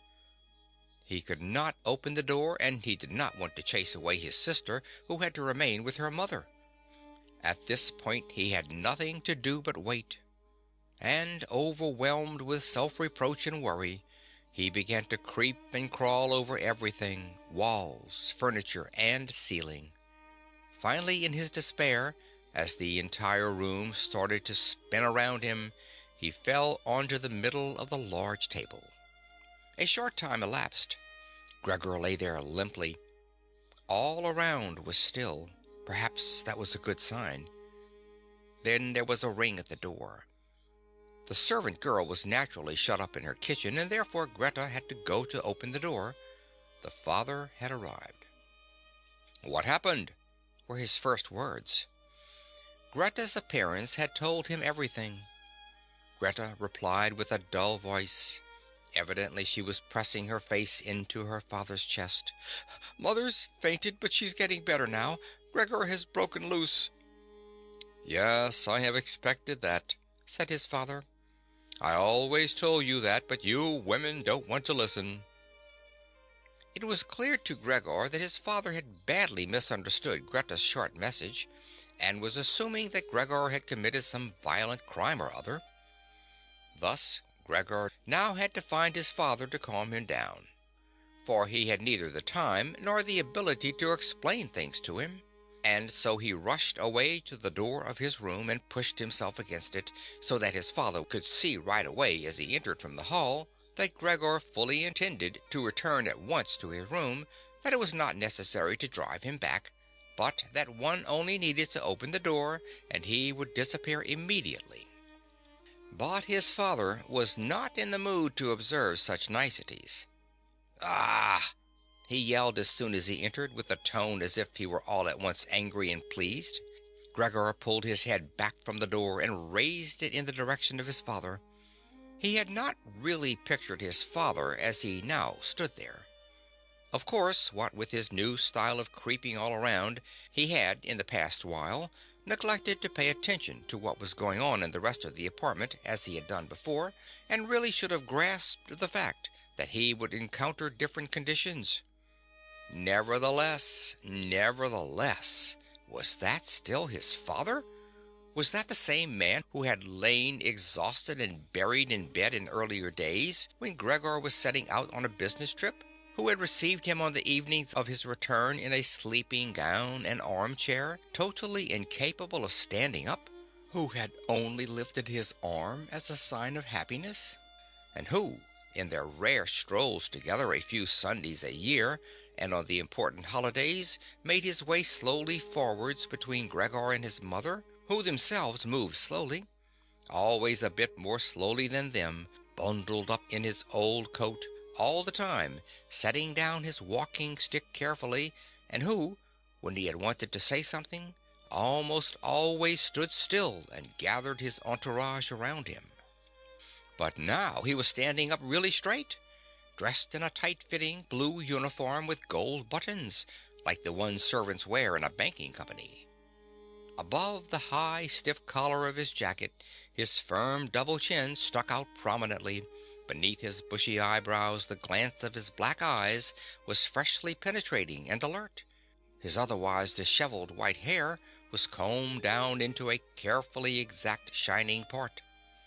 He threw his cap, on which a gold monogram, apparently the symbol of the bank, was affixed, in an arc across the entire room onto the sofa, and moved, throwing back the edge of the long coat of his uniform, with his hands in his trouser pockets, and a grim face right up to Gregor.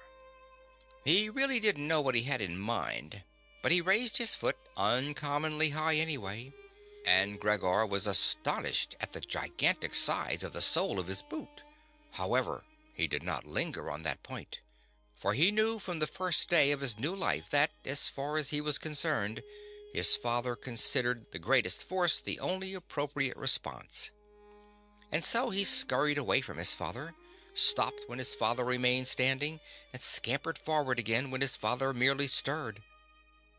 In this way they made their way around the room repeatedly, without anything decisive taking place. In fact, because of the slow pace, it didn't look like a chase. Gregor remained on the floor for the time being, especially since he was afraid that his father could take a flight up onto the wall or ceiling as an act of real malice. At any event, Gregor had to tell himself that he couldn't keep up this running around for a long time, because whenever his father took a single step, he had to go through an enormous number of movements. Already he was starting to suffer from a shortage of breath, just as in his earlier days when his lungs had been quite unreliable. As he now staggered around in this way in order to gather all his energies for running, hardly keeping his eyes open and feeling so listless that he had no notion at all of any escape other than by running, and had almost already forgotten that the walls were available to him, although they were obstructed by carefully carved furniture full of sharp points and spikes. At that moment, something or other thrown casually flew down close by and rolled in front of him. It was an apple. Immediately a second one flew after it. Gregor stood still in fright. Further running away was useless, for his father had decided to bombard him. From the fruit bowl on the sideboard, his father had filled his pockets, and now, without for the moment taking accurate aim, he was throwing apple after apple. These small red apples rolled around on the floor as if electrified and collided with each other. A weakly thrown apple grazed Gregor's back but skidded off harmlessly. However, another thrown immediately after that one drove into Gregor's back really hard. Gregor wanted to drag himself off as if the unexpected and incredible pain would go away if he changed his position. But he felt as if he were nailed in place and lay stretched out, completely confused in all his senses.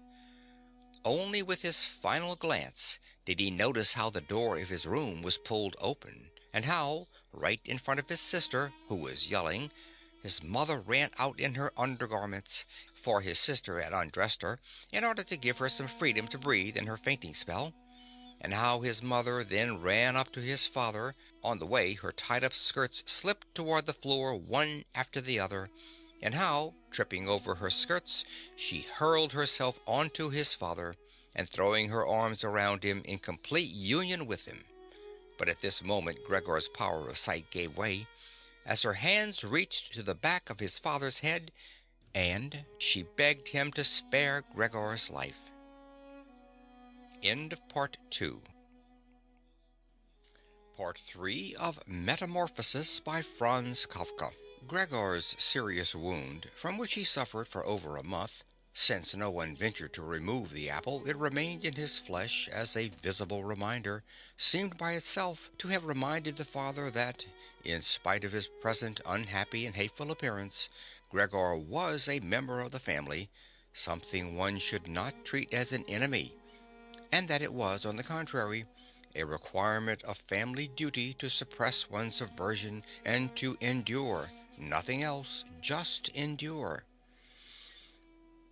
And if through his wound Gregor had now apparently lost for good his ability to move, and for the time being needed many, many minutes to crawl across his room like an aged invalid, so far as creeping up high was concerned, that was unimaginable. Nevertheless, for this worsening of his condition, in his opinion, he did get complete satisfactory compensation, because every day towards evening the door to the living room, which he was in the habit of keeping a sharp eye on even 1 or 2 hours beforehand, was opened, so that he, lying down in the darkness of his room, invisible from the living room, could see the entire family at the illuminated table and listen to their conversation to a certain extent with their common permission, a situation quite different from what had happened before. Of course, it was no longer the animated social interaction of former times, which Gregor in small hotel rooms had always thought about with a certain longing when, tired out, he had had to throw himself into the damp bedclothes. For the most part, what went on now was very quiet. After the evening meal, the father fell asleep quickly in his armchair. The mother and sister talked guardedly to each other in the stillness. Bent far over, the mother sewed fine undergarments for a fashion shop. The sister, who had taken a job as a salesgirl, in the evening studied stenography and French, so as perhaps later to obtain a better position. Sometimes the father woke up and, as if he was quite ignorant that he had been asleep, said to the mother, "How long you have been sewing today?" and went right back to sleep, while the mother and the sister smiled tiredly to each other. With a sort of stubbornness, the father refused to take off his servant's uniform, even at home, and while his sleeping gown hung unused on a coat hook, the father dozed completely dressed in his place, as if he was always ready for his responsibility, and even here was waiting for the voice of his superior.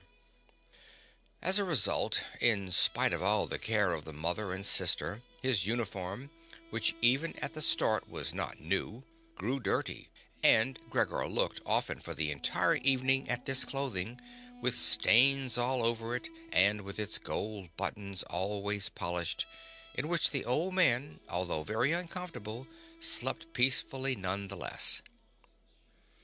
As soon as the clock struck 10, the mother tried gently encouraging the father to wake up, and then persuading him to go to bed, on the ground that he couldn't get a proper sleep here, and that the father, who had to report for service at 6 o'clock, really needed a good sleep. But in his stubbornness, which had gripped him since he had become a servant, he insisted always on staying even longer by the table, although he regularly fell asleep, and then could only be prevailed upon with the greatest difficulty to trade his chair for the bed. No matter how much the mother and sister might at that point work on him with small admonitions, for a quarter of an hour he would remain shaking his head slowly, his eyes closed, without standing up. The mother would pull him by the sleeve and speak flattering words into his ear. The sister would leave her work to help her mother, but that would not have the desired effect on the father. He would settle himself even more deeply in his armchair. Only when the two women grabbed him under the armpits would he throw his eyes open, look back and forth at the mother and sister, and habitually say, "This is a life. This is the peace and quiet of my old age." And propped up by both women, he would heave himself up elaborately, as if for him it was the greatest trouble, allow himself to be led to the door by the women, wave them away there, and proceed on his own from there, while the mother quickly threw down her sewing implements and the sister her pen in order to run after the father and help him some more. In this overworked and exhausted family, who had time to worry any longer about Gregor more than was absolutely necessary? The household was constantly getting smaller. The servant girl was now let go.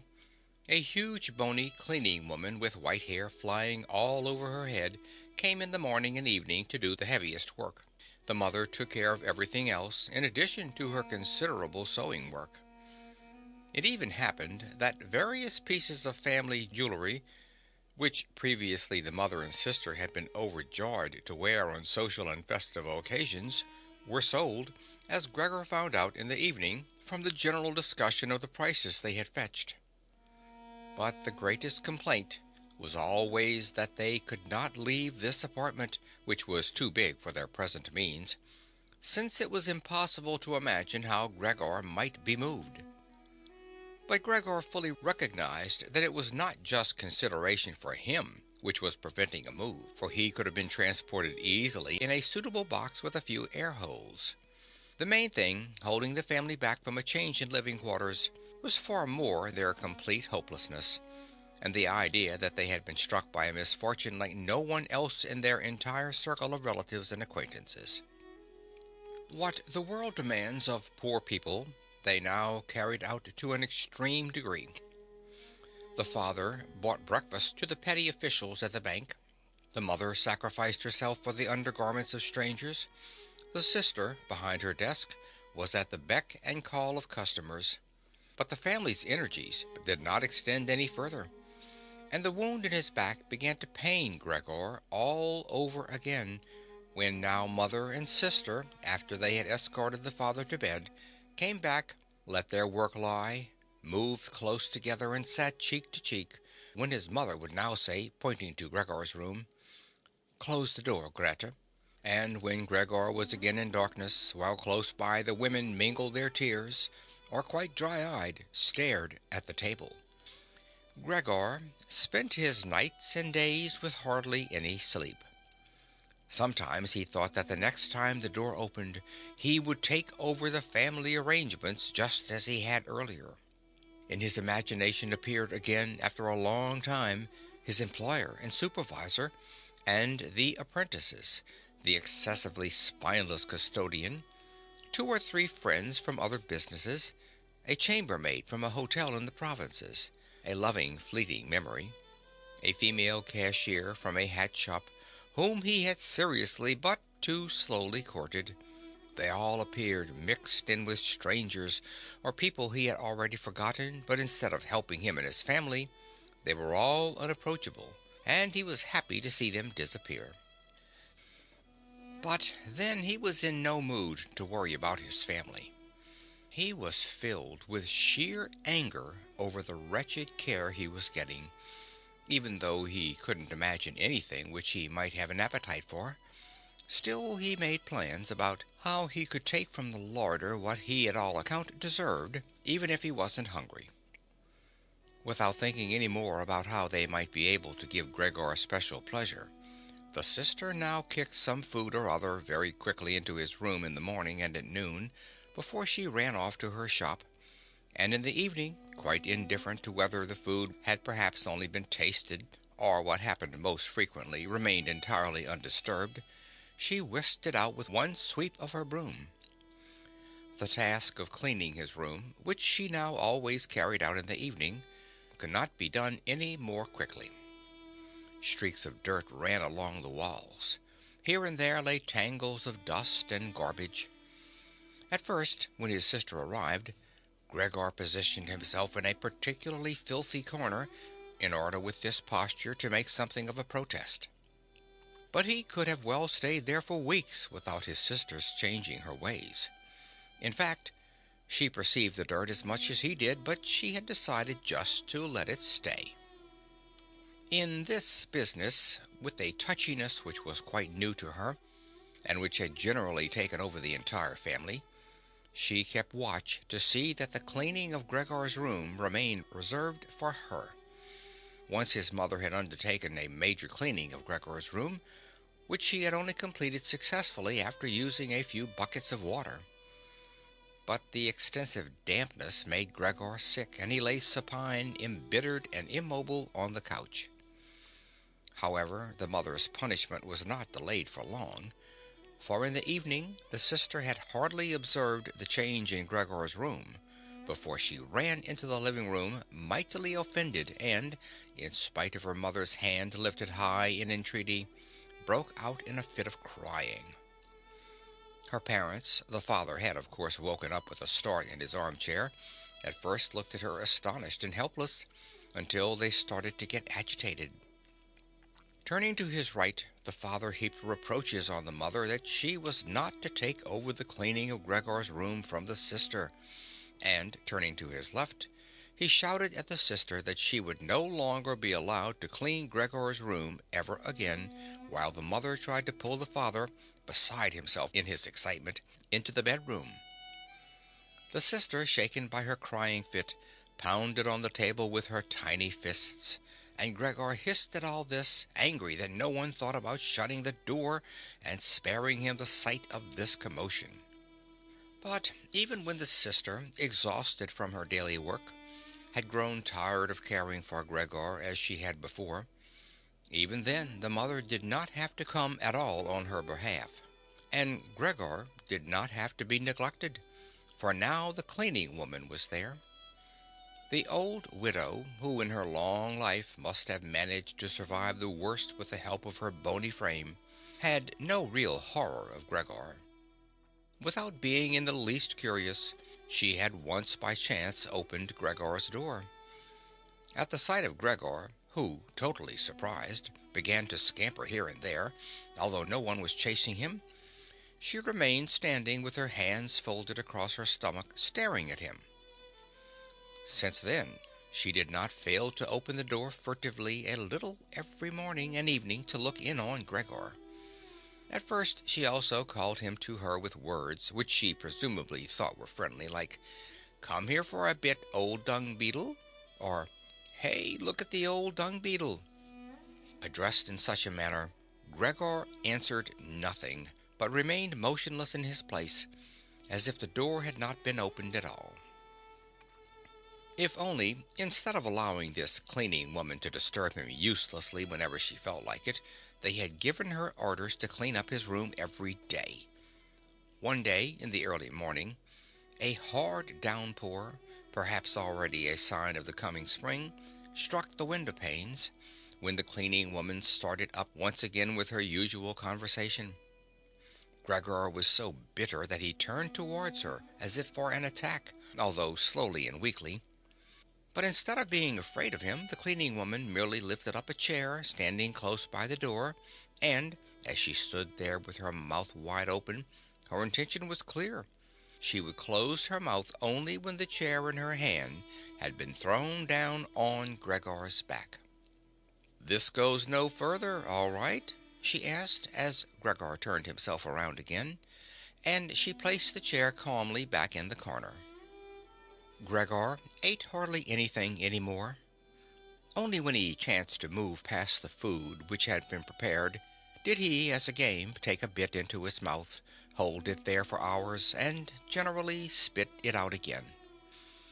At first he thought it might be his sadness over the condition of his room which kept him from eating, but he very soon became reconciled to the alterations in his room.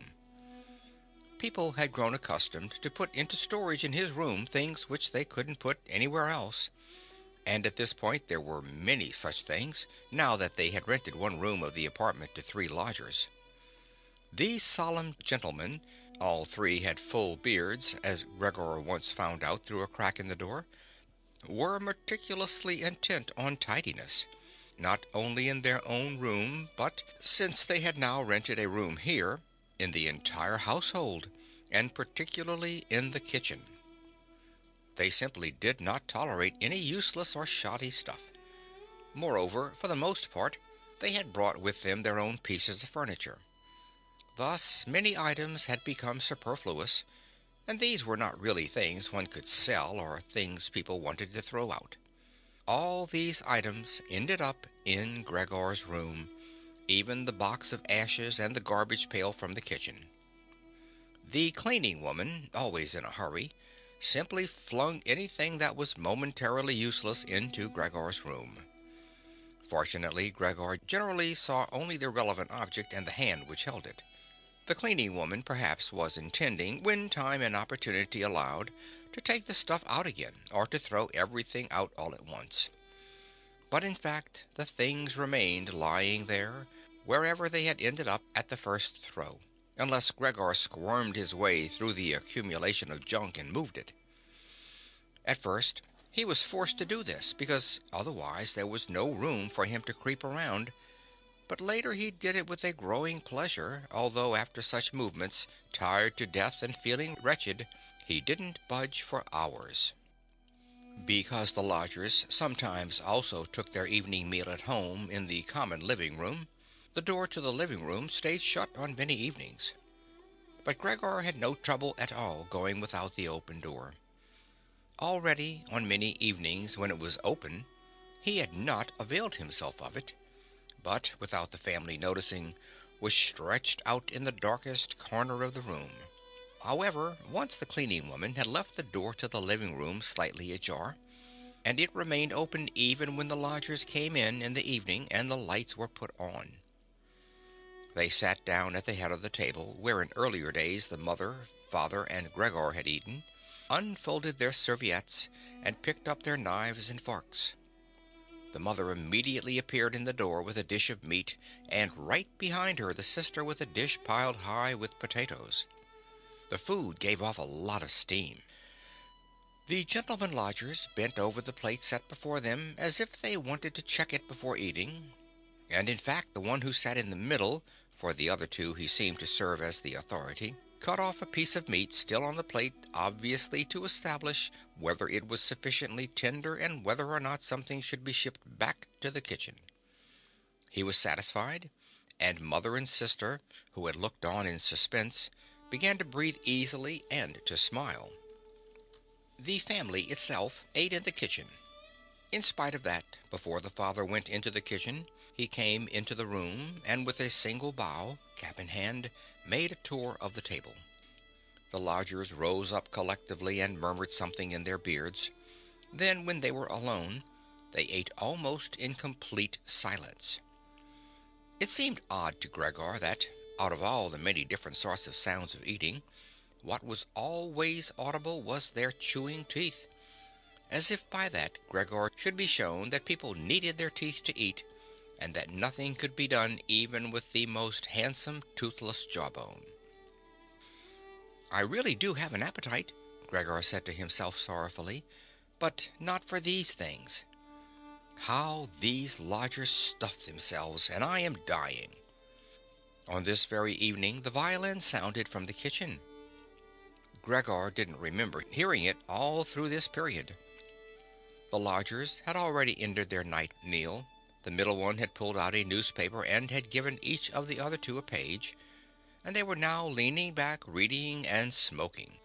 When the violin started playing, they became attentive, got up and went on tiptoe to the hall door, at which they remained standing pressed up against one another.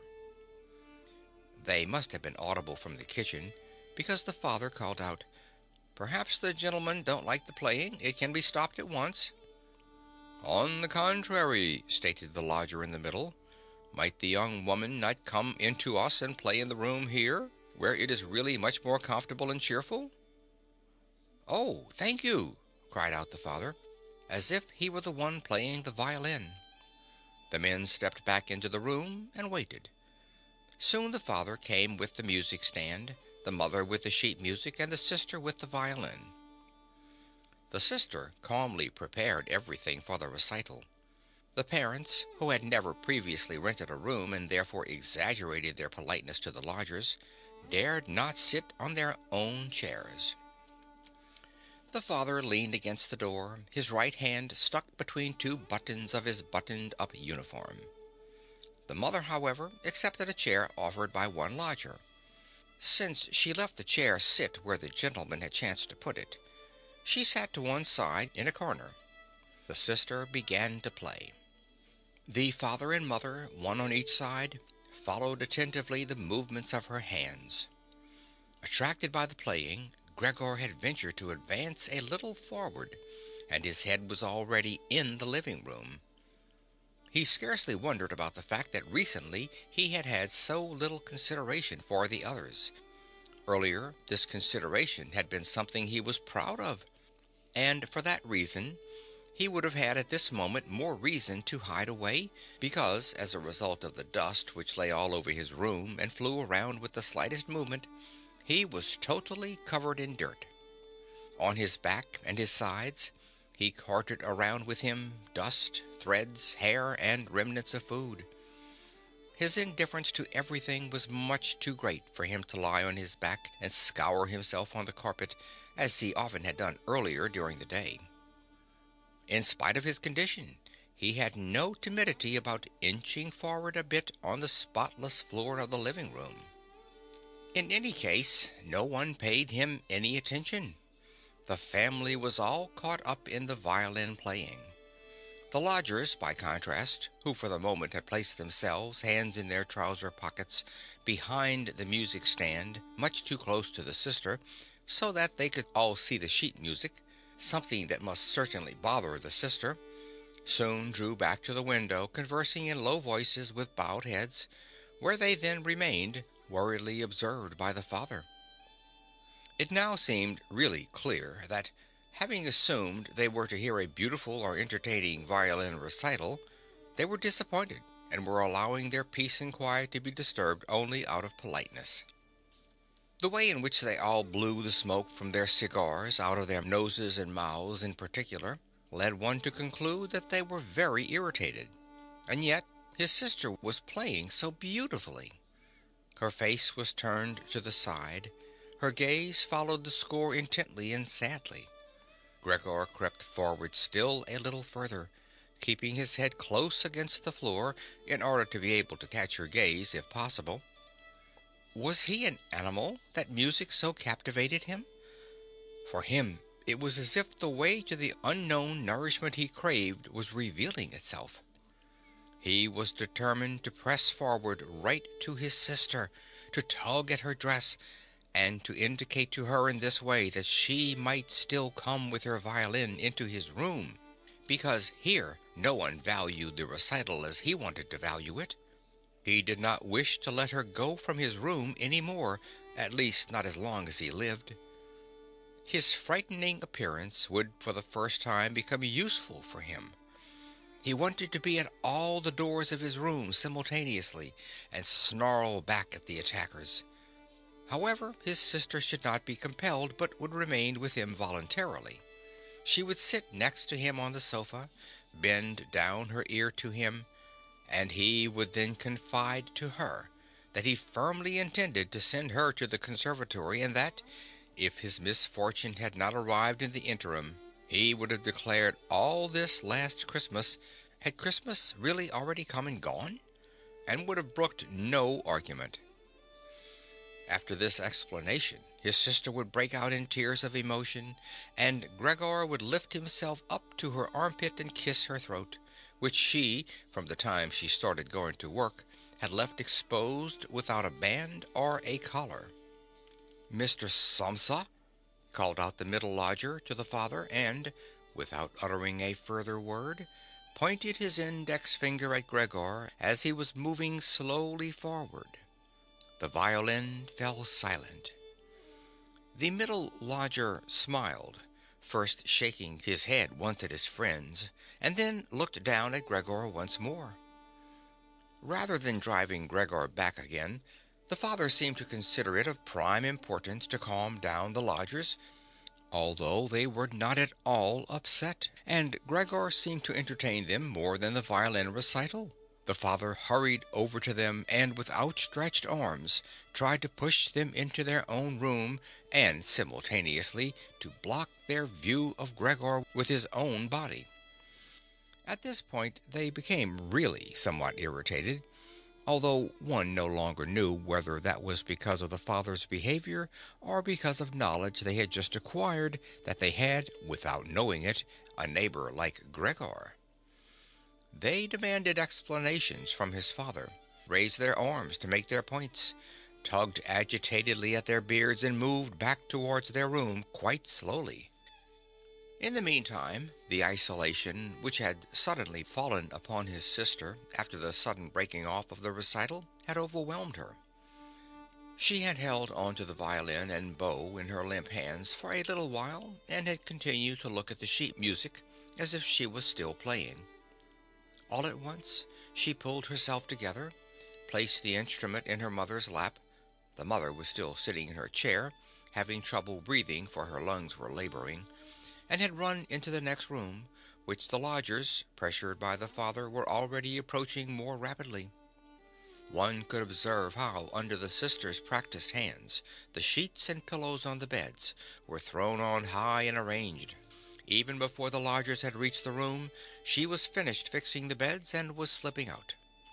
The father seemed so gripped once again with his stubbornness that he forgot about the respect which he always owed to his renters. He pressed on, until at the door of the room the middle gentleman stamped loudly with his foot, and thus brought the father to a standstill. "I hereby declare," the middle lodger said, raising his hand and casting his glance both on the mother and the sister, "that considering the disgraceful conditions prevailing in this apartment and family," with this he spat decisively on the floor, "I immediately cancel my room. I will of course pay nothing at all for the days which I have lived here. On the contrary, I shall think about whether or not I will initiate some sort of action against you, something which, believe me, will be very easy to establish." He fell silent and looked directly in front of him, as if he was waiting for something. In fact, his two friends immediately joined in with their opinions. "We also give immediate notice." At that he seized the door handle, banged the door shut, and locked it. The father groped his way, tottering to his chair, and let himself fall in it. It looked as if he was stretching out for his usual evening snooze, but the heavy nodding of his head, which looked as if it was without support, showed that he was not sleeping at all. Gregor had lain motionless the entire time in the spot where the lodgers had caught him. Disappointment with the collapse of his plan, and perhaps also weakness brought on by his severe hunger, made it impossible for him to move. He was certainly afraid that a general disaster would break over him at any moment, and he waited. He was not even startled when the violin fell from the mother's lap, out from under her trembling fingers, and gave off a reverberating tone. "My dear parents," said the sister, banging her hand on the table by way of an introduction, "things cannot go on any longer in this way. Maybe if you don't understand that, well, I do. I will not utter my brother's name in front of this monster, and thus I say only that we must try to get rid of it. We have tried what is humanly possible to take care of it and to be patient. I believe that no one can criticize us in the slightest." "She is right in 1,000 ways," said the father to himself. The mother, who was incapable of breathing properly, began to cough numbly with her hand held up over her mouth, and a manic expression in her eyes. The sister hurried over to her mother and held her forehead. The sister's words seemed to have led the father to certain reflections. He sat upright, played with his uniform hat among the plates, which still lay on the table from the lodger's evening meal, and looked now and then at the motionless Gregor. "We must try to get rid of it," the sister now said decisively to the father, for the mother in her coughing fit was not listening to anything. "It is killing you both. I see it coming. When people have to work as hard as we all do, they cannot also tolerate this endless torment at home. I just can't go on any more." And she broke out into such a crying fit that her tears flowed out down onto her mother's face. She wiped them off her mother with mechanical motions of her hands. "Child," said the father, sympathetically and with obvious appreciation, "then what should we do?" The sister only shrugged her shoulders as a sign of the perplexity which, in contrast to her previous confidence, had come over her while she was crying. "If only he understood us," said the father in a semi-questioning tone. The sister, in the midst of her sobbing, shook her head energetically as a sign that there was no point thinking of that. "If he only understood us," repeated the father, and by shutting his eyes he absorbed the sister's conviction of the impossibility of this point. Then perhaps some compromise could be possible with him, but as it is— "It must be gotten rid of," cried the sister. "That is the only way, father. You must try to get rid of the idea that this is Gregor. The fact that we have believed for so long, that is truly our real misfortune. But how can it be Gregor? If it were Gregor, he would have long ago realized that a communal life among human beings is not possible with such an animal, and would have gone away voluntarily. Then we would not have a brother, but we could go on living and honor his memory. But this animal plagues us. It drives away the lodgers, will obviously take over the entire apartment, and leave us to spend the night in the alley. Just look, father," she suddenly cried out. "He is already starting up again."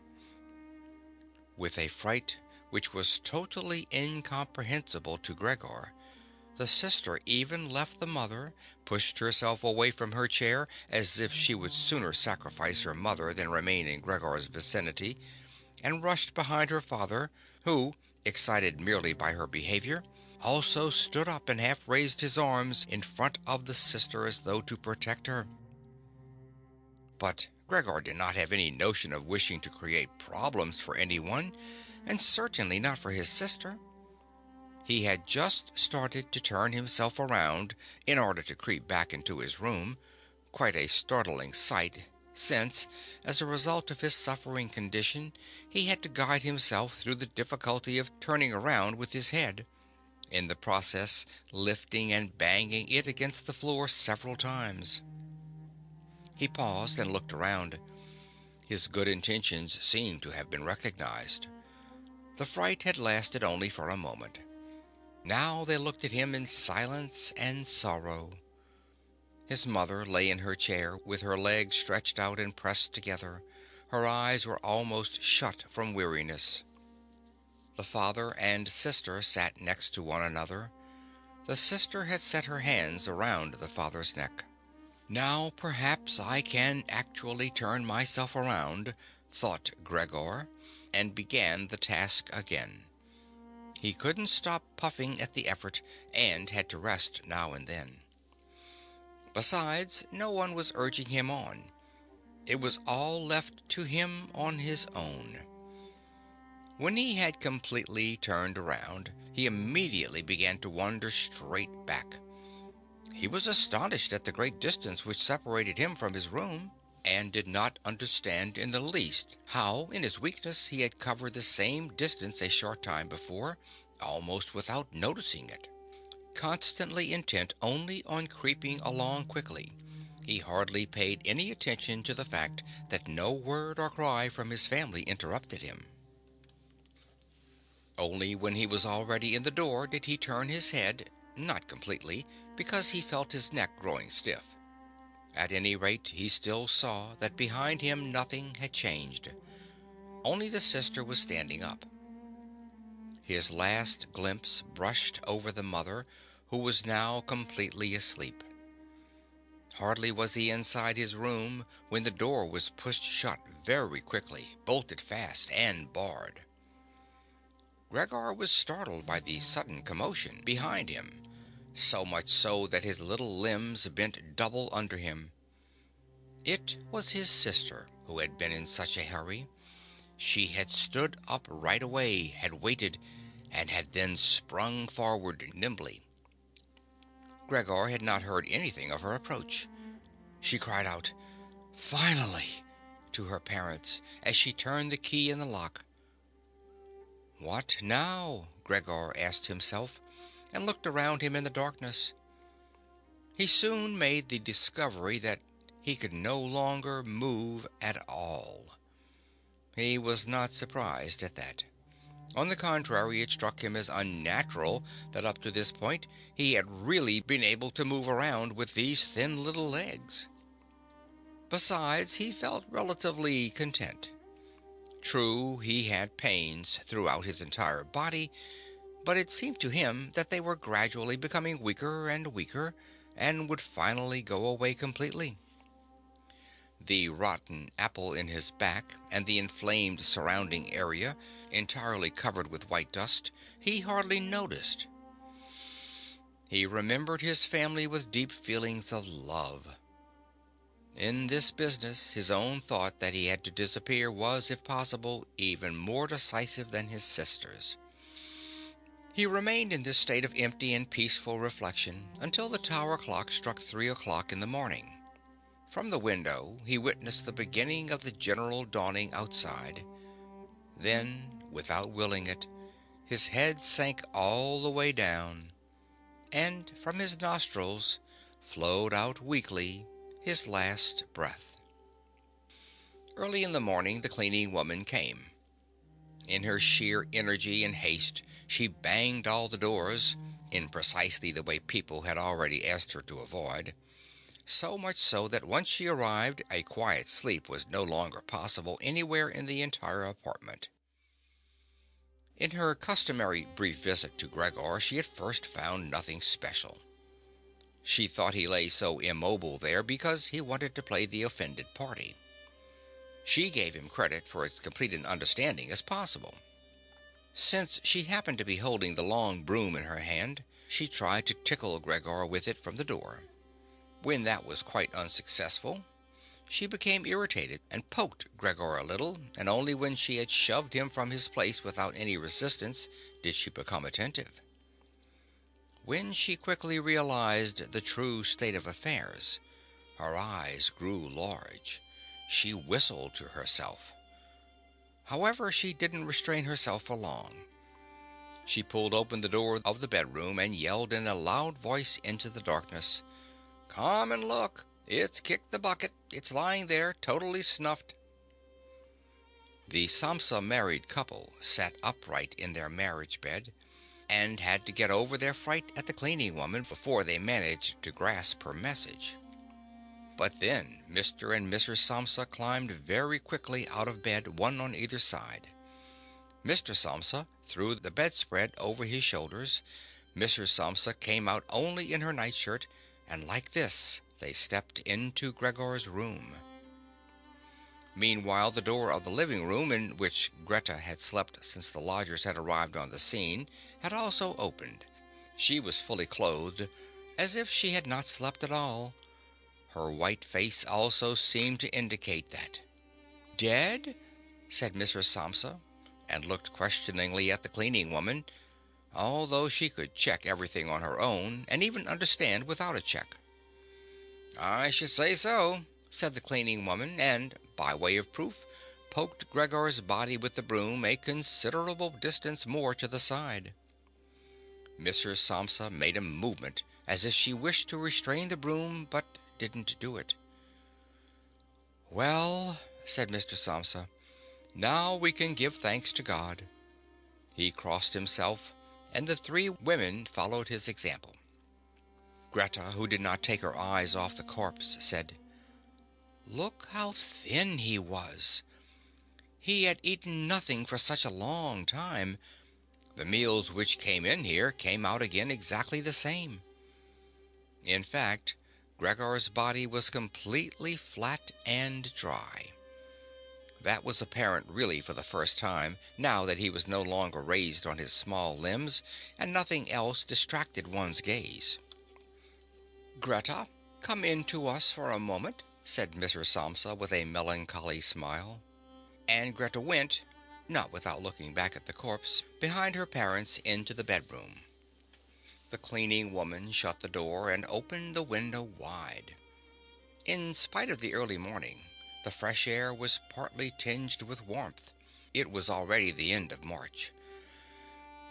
The three lodgers stepped out of their room and looked around for their breakfast, astonished that they had been forgotten. "Where is the breakfast?" asked the middle one of the gentlemen grumpily to the cleaning woman. However, she laid her finger to her lips, and then quickly and silently indicated to the lodgers that they could come into Gregor's room. So they came and stood in the room, which was already quite bright, around Gregor's corpse, their hands in the pockets of their somewhat worn jackets. The door of the bedroom opened, and Mr. Samsa appeared in his uniform, with his wife on one arm and his daughter on the other. All were a little tear-stained.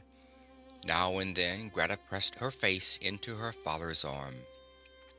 "Get out of my apartment immediately," said Mr. Samsa, and pulled open the door without letting go of the women. "What do you mean?"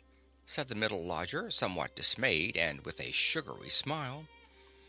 The two others kept their hands behind them and constantly rubbed them against each other, as if in joyful anticipation of a great squabble which must end up in their favor. "I mean exactly what I say," replied Mr. Samsa, and went directly with his two female companions up to the lodger. The latter at first stood there motionless and looked at the floor, as if matters were arranging themselves in a new way in his head. "All right then, we'll go," he said, and looked up at Mr. Samsa as if, suddenly overcome by humility, he was asking fresh permission for this decision. Mr. Samsa merely nodded to him repeatedly with his eyes wide open. Following that, the lodger actually went with long strides immediately out into the hall. His two friends had already been listening for a while with their hands quite still, and now they hopped smartly after him, as if afraid that Mr. Samsa could step into the hall ahead of them and disturb their reunion with their leader.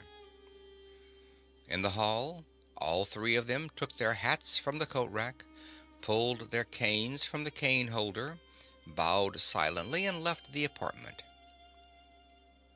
In what turned out to be an entirely groundless mistrust, Mr. Samsa stepped with the two women out onto the landing, leaned against the railing, and looked over as the three lodgers slowly but steadily made their way down the long staircase, disappeared on each floor at a certain turn of the stairwell, and in a few seconds came out again. The deeper they proceeded, the more the Samsa family lost interest in them, and when a butcher with a tray on his head came to meet them and then with the proud bearing ascended the stairs high above them, Mr. Samsa, together with the women, left the banister, and they all returned, as if relieved, back into their apartment.